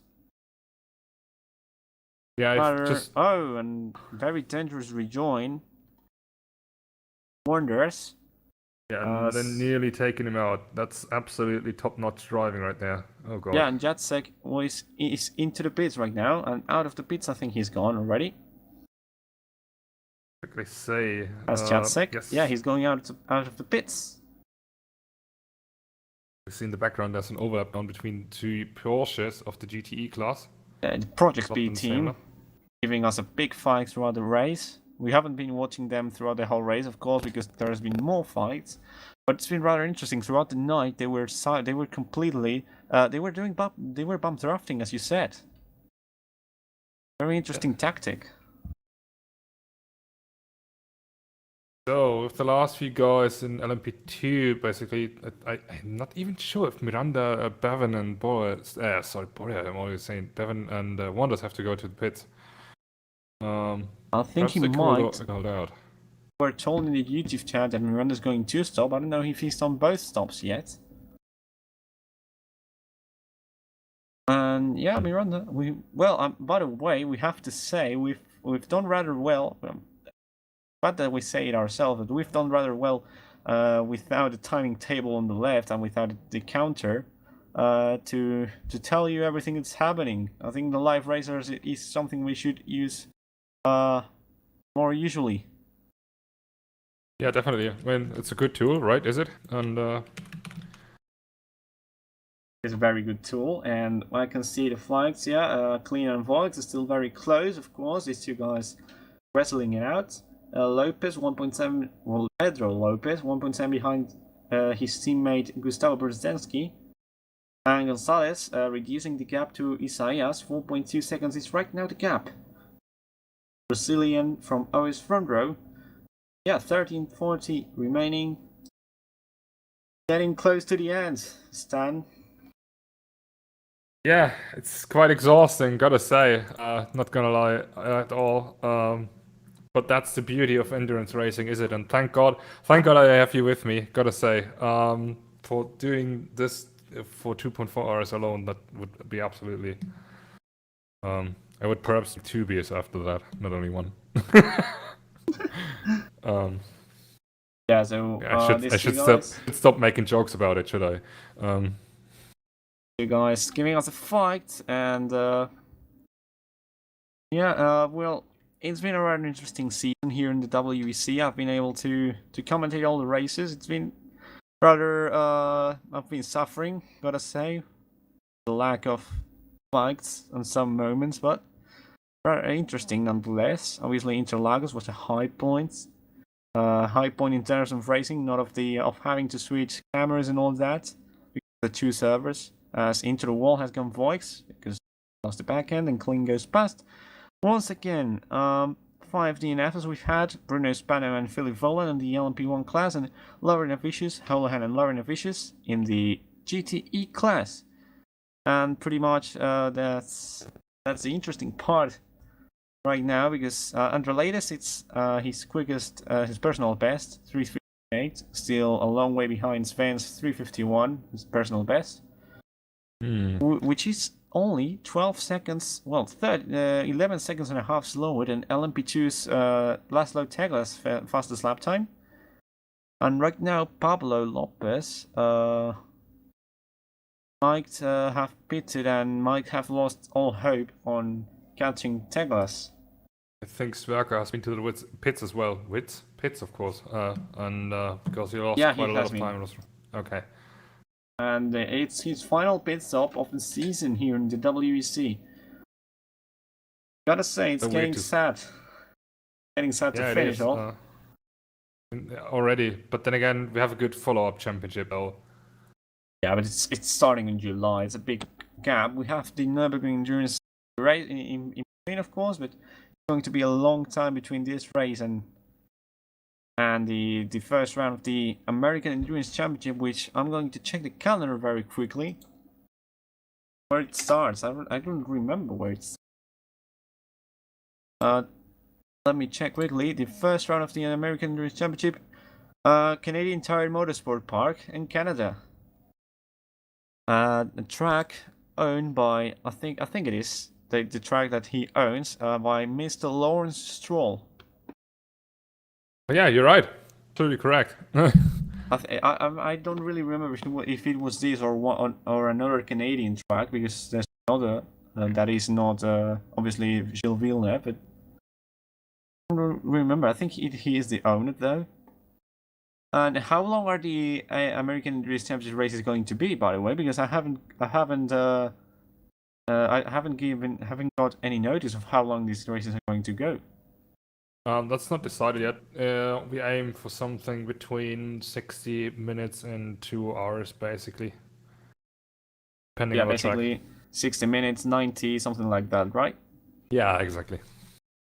That'll be great, and enough distance to have some fun, I guess. And we watch Alfie Bevan, who, if I check the caps right now, is around 5 seconds. 5 seconds behind Alfie Bevan. A further 8 seconds behind is... Oh my god, what did I say? Alfie Bevan is 3 seconds behind Miranda. And a further 5 seconds or 6 behind his Wonders. Obviously this keeps changing. Braking zones, all that. Quickly saw Miranda there. Bevan, however, just caught up about 5 seconds to Miranda, so I think Miranda's made a mistake, I think. Let me check the sector times. 1:13.3 first sector for Miranda. This lap, Alfie Bevan 1:11.666, so 1.7 seconds closer.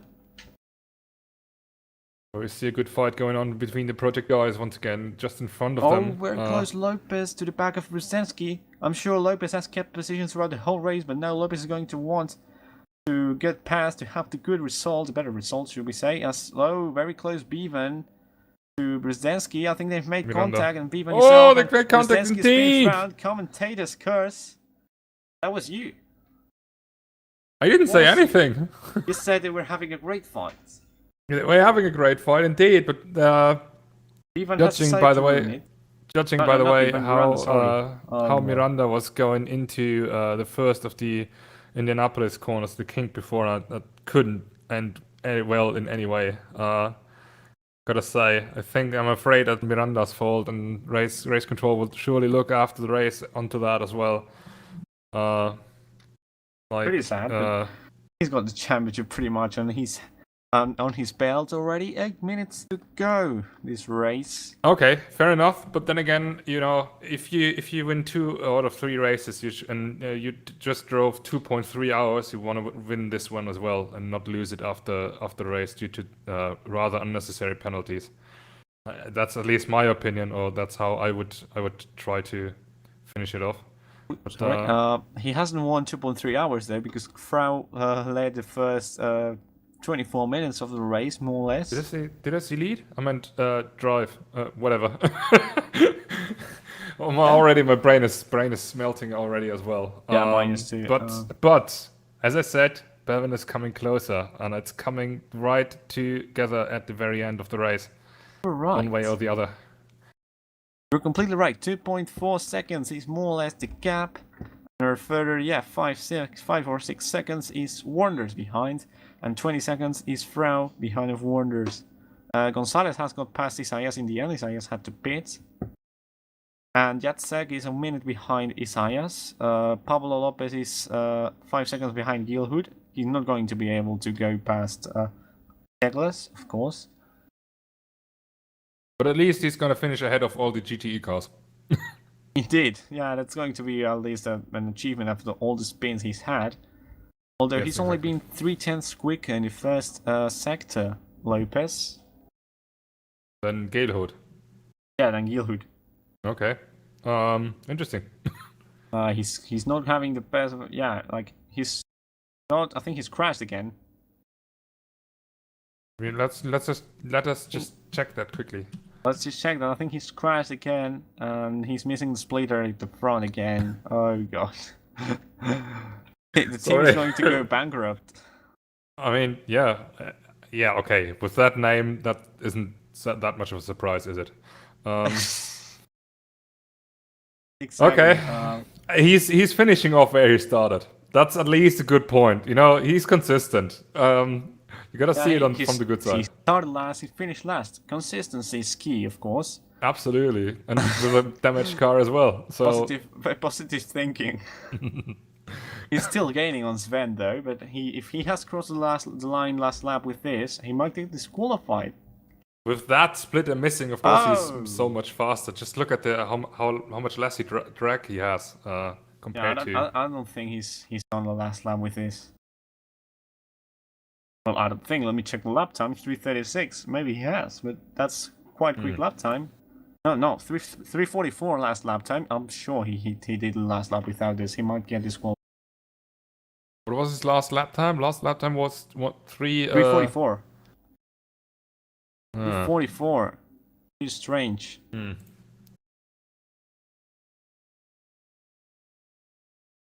Perhaps he lost it in the last corner. Could happen. Oh. Yeah, of course. If he did lose it in the last corner, he wouldn't get disqualified, I think. Exactly. No, for sure not. As soon as he passed the pit entry, which he does not pass now, and rather go into it. Yeah, by the way, on the warm-up, I think Kevin Voix tried to get the pit exit, which is there, super tight after the final chicane. He tried to do that pit entry, and I was thinking, what the hell is he doing? Oh, Tiglas into the pits as well. So these are most likely the second to last pit stops. And at least, hey, Lopez caught up to Tiglas. It is in the pits, and he's a lap down, but okay. Yeah, I mean, but Tiglas pitted already, so he might. Oh, what was that? Very interesting dive into the asphalt, Chirinos. I think it was just lag induced, but he was trying to get more downforce as Gonzalez goes into the gravel trap, trying to get some beach vibes. Everyone's going for the beach right now. Just dipping into the asphalt and Gonzalez onto the beach. As long as he doesn't get beached there, but fine, I guess. Alfie Bevan into the pits, as has Lucas Miranda, sorry. Lucas Miranda has pitted, yes, and he's already out. Oh, that's gonna get really interesting with Carlos Frau in a split second. He's just coming on into the straight, but I he's think that going to should be enough for they're going to Bevan. maybe side by side, as Bevan has to get the tight lines, lower line, because it's so tight with the inside wall, and Oh, he made it! Frau goes through, but possibly Bevan is going to overtake the Spaniard because of the new ties. Has he Field changed might tires? So be- that's the question. The field might be very close. Brzezinski has caught up again, yes. No, Brzezinski has ahead of Lopez, by the way. That's interesting as well. Oh, down the inside goes Lopez. Oh, sorry, Frau, and down the more inside line went Bevan. And side by side, these two guys are. Bevan is going to get him pretty quick. Cold ties, but not cold thinking. Oh, contact was that? Oh, Yeah, that it was was- a little bit of a lag spike. No, I think But- Bevan tried to squeeze Carlos into the Carlos Frau into the GTE car. Yeah, To be probably. frank. So Okay. Bevan threw up into third. He's got 20 seconds to catch up in 2 minutes and a half. To Wonders, who is right behind Miranda, by the way, fight for the lead in LMP2. Oh, Lopez wanted to get into the wall. Yeah, he's letting everyone through. And as I told you, yeah, there's a fight for the lead in LMP2. Wonders, half a Oh, second yeah, behind you're Miranda. right. How did that happen? Miranda pitted. Both of them? Yeah. Oh, okay. Whoops, Yeah, I must have I missed told that. I you, just heard Miranda Miranda. and That's... Bevan into the pits. You're clearly not hearing me. Oh! Wide goes Miranda. He took the curve, and Wonders, after making contact with most of the LMP2 grid, after being rather far away from the lead, it looks like he could take the win if he doesn't have to pit this lap. That will be satisfaction for him after losing the 6 hours of Daytona in exactly this class. Yeah, it will be. Losing it to who did he lose it? Can you tell me? I think that was perhaps Philip Volland and was that me? Probably. By any chance? No, I don't want to You're brag going about to it. race as well in the Nürburgring, right? Yeah, I'm trying to. Yeah, you're much trying as to I get can. people. Number 114, your car is going to be, I think. Yes. Interesting we- number. We'll definitely have 2 cars in the SP9 class and 1 in the TCR class. But let's just quickly focus on Mark Swerke as he's about to finish the second penultimate or the last lap. Depends on Yeah, how he's- Automobilista is There's 50 seconds of the race remaining and the season. of the season, yeah, unless the game decides to give him one more lap, and maybe the calculations have all gone wrong and they all ran out of fuel. Could happen. Imagine Wonders winning the whole race. Not Warners, but No, that those can't who have happen. participated, like Miranda Bevan, Voix, for example, finishing third. Imagine that would be interesting. But Can't happen though, I mean, I don't think Swerke. Yeah, but can't happen because of laps. Yeah. exactly. Uh, Also, Swerke is fine in any way because he lapped the whole field at this point. yeah, Swerke is completely fine. So he can Kirinos basically is in just- second, by the way. Kirinos in second, 3 seconds behind is Emrus. And the time's done. It's over.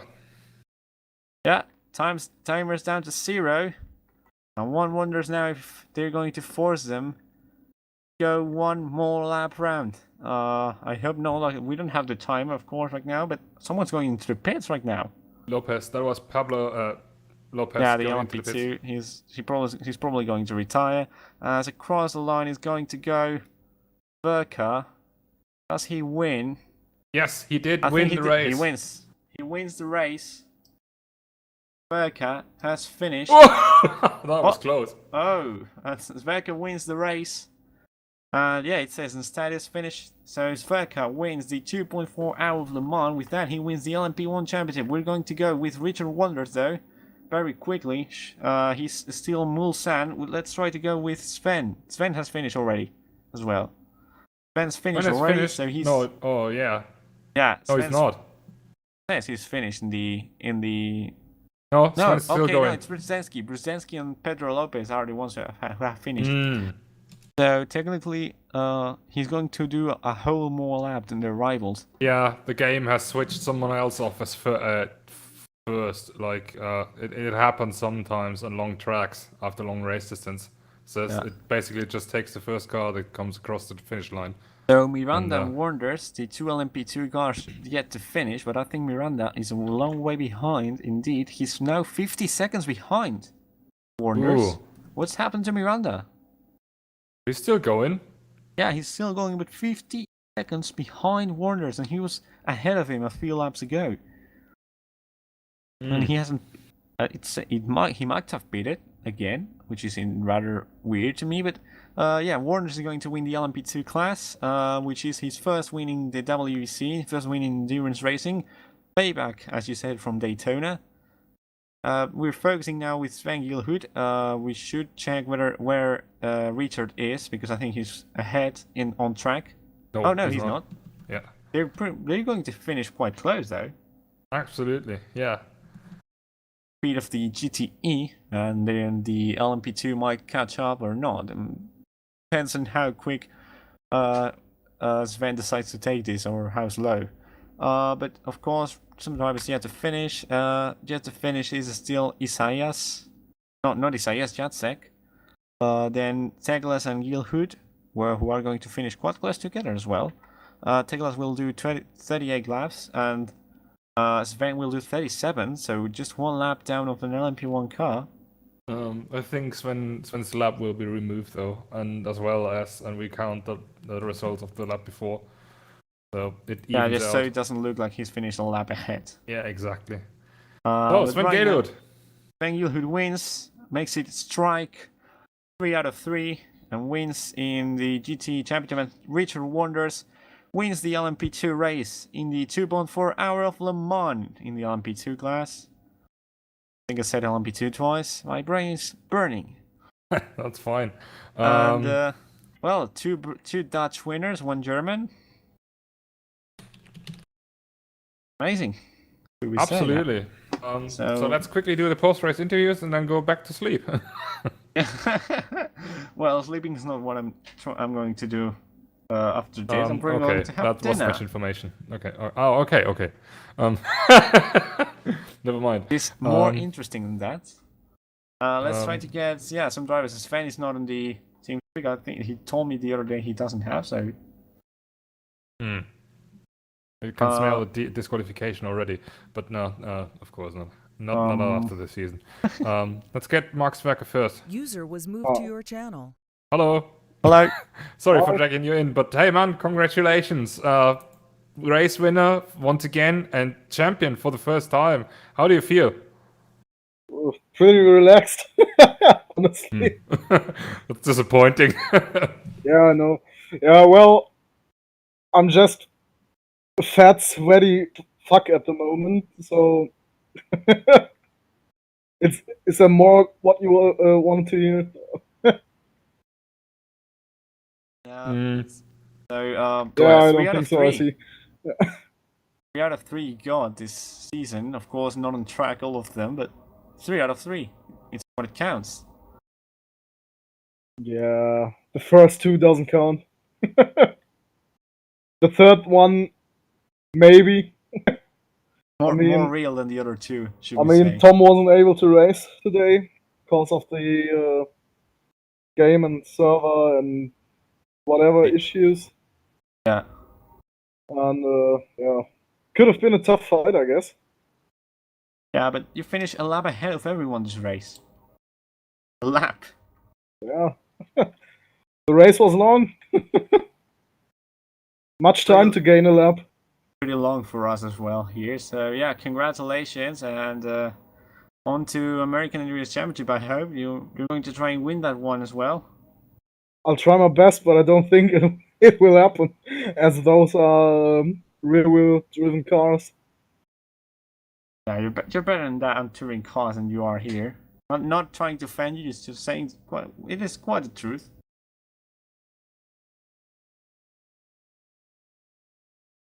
Yeah, pretty happy you must be, and let's see if there's anyone else. Well, we have Richard Wonders as well to interview, by the way. So, Mark, yeah, final few questions, yeah. What's your objective now? Well, you're going to focus on the Touring Car Championship for next week, right? I'll try my best. Oh, you can't do donuts with those things. They have Huge traction on all disappointment. 4 wheels. Yeah, we just watch you go around in circles. That's fine. That's the worst donut we've ever I'll seen. do it in gotta say. backwards. No, you Pretty don't. disappointed with your donuts. Like you've Okay, won so many anyways, championships, once you should do them better. Yeah, that's if you're fast on track, you're not fast in the ovals. Stick to IndyCar and NASCAR. Anyways, thank you, we'll Mark, know that for soon. thank you, anyways, for joining us. And once again, enjoy your victory. Don't be too relaxed, and have your custom victory stuff. And speak you at the next one. See you. User was moved out of your So channel. that was race winner and champion freshly crowned champion Mark Zwerka. Next one up is Richard Wonders, race winner in LMP2. LMP2, yeah. User was moved to your channel. Hello, Richard. Hello. Congratulations on the win. Yeah, thank you. As Stan told me here in the, I didn't remember. Stan told me a little bit of payback from Daytona. Yeah, it's amazing. I don't know what to say, but I really like it. Yeah, like you weren't close to winning. Then on the final few laps, Miranda has had the most terrible of laps. It seems he's had to pit once or twice in the final few laps, and you've just simply taken it. Yeah. Oh man, I really don't know what to say. I'm a bit shaky here. Yeah, John is also in the interview waiting room, and he helped me with the strategy and get everything in order. Like, yeah, really good. It's amazing to get the win at Le Mans. Amazing. So, Stan, any question? Just one question. Are we gonna see you repeating that in the American Endurance Championship? I am thinking about it though. And most importantly, in which team? No, just kidding. No, we still need to look through that. Perhaps you should join another one or make up your own. Anyways, congratulations also from my side. Yeah, thank you. And, Congratulations. Yes. yeah, enjoy your victory. Enjoy your evening. You absolutely deserved it in the end. And yep, Yeah. see you for the next one. Yeah, thank you. See you for the next one, man. User Yeah. was moved out of your channel. Oh, and we also have Lucas Miranda. He's also been here for the interview as well. User was moved to your channel.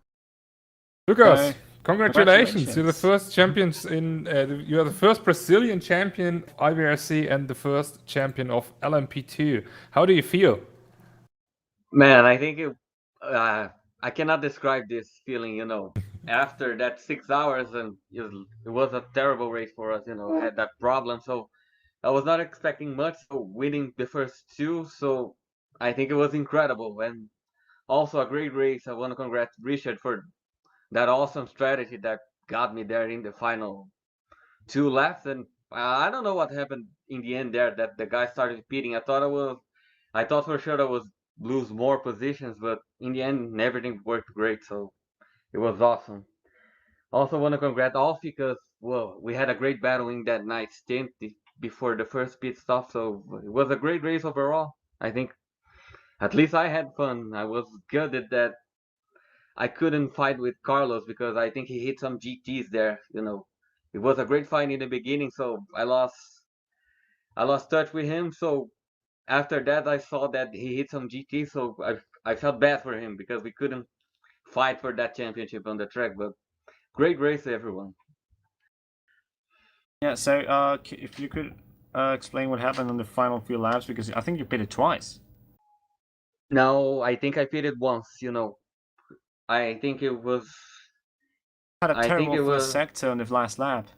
Yeah, I think what happened was I pitted. It was about at around 30, 38, 37 minutes. So I thought I could get it to the end. So because I was in front of the P1 leader, I think it was Turka. I was short one lap, so I had to pit in the last lap. So I couldn't complete the last lap with the fuel I had, so I had to pit once.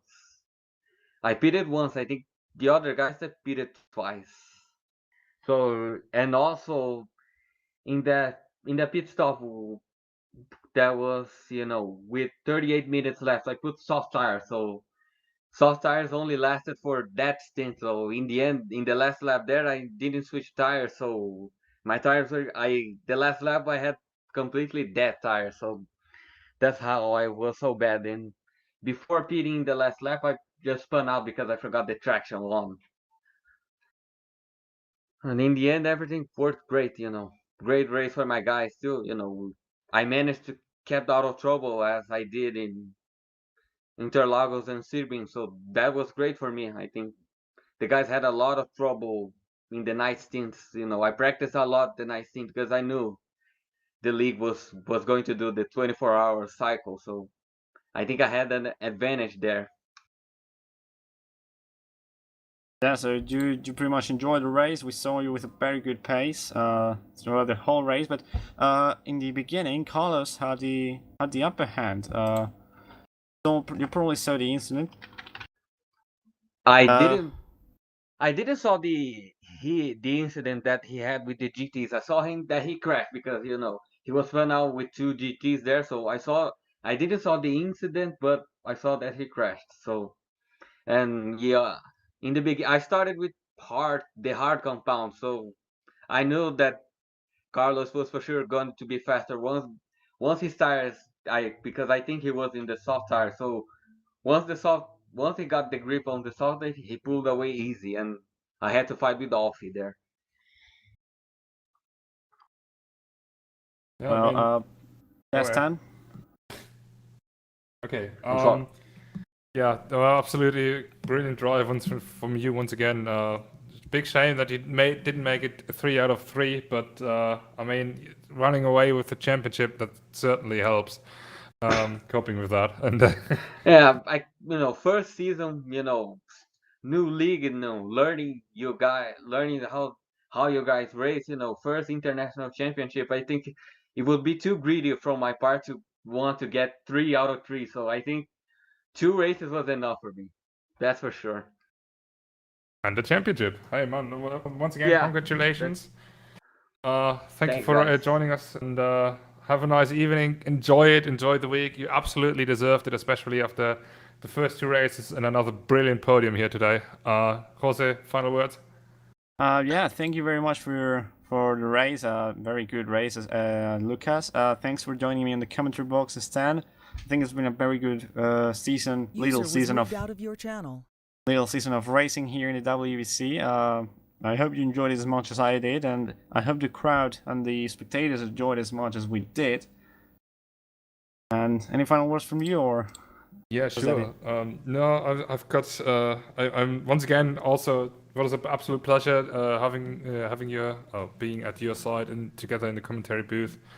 Can also hope that everyone just enjoyed it. And unfortunately, we had some issues today, but we were able to solve them for somehow. And now onwards to new projects, and certainly looking forward to everything that comes. Yep, that's it. Yeah, that's it. Okay, so yeah, as I said, thank you everybody for watching. It's been a thrilling season, kind of, because not because of the wins, but because of the fights. And yeah, we'll be back with American Endurance Championship in July. Next week we have the TCC in Brands Hatch, and in Cleveland we have the Open Wheel Championship. And yeah, we will see you soon. Thanks very much for watching.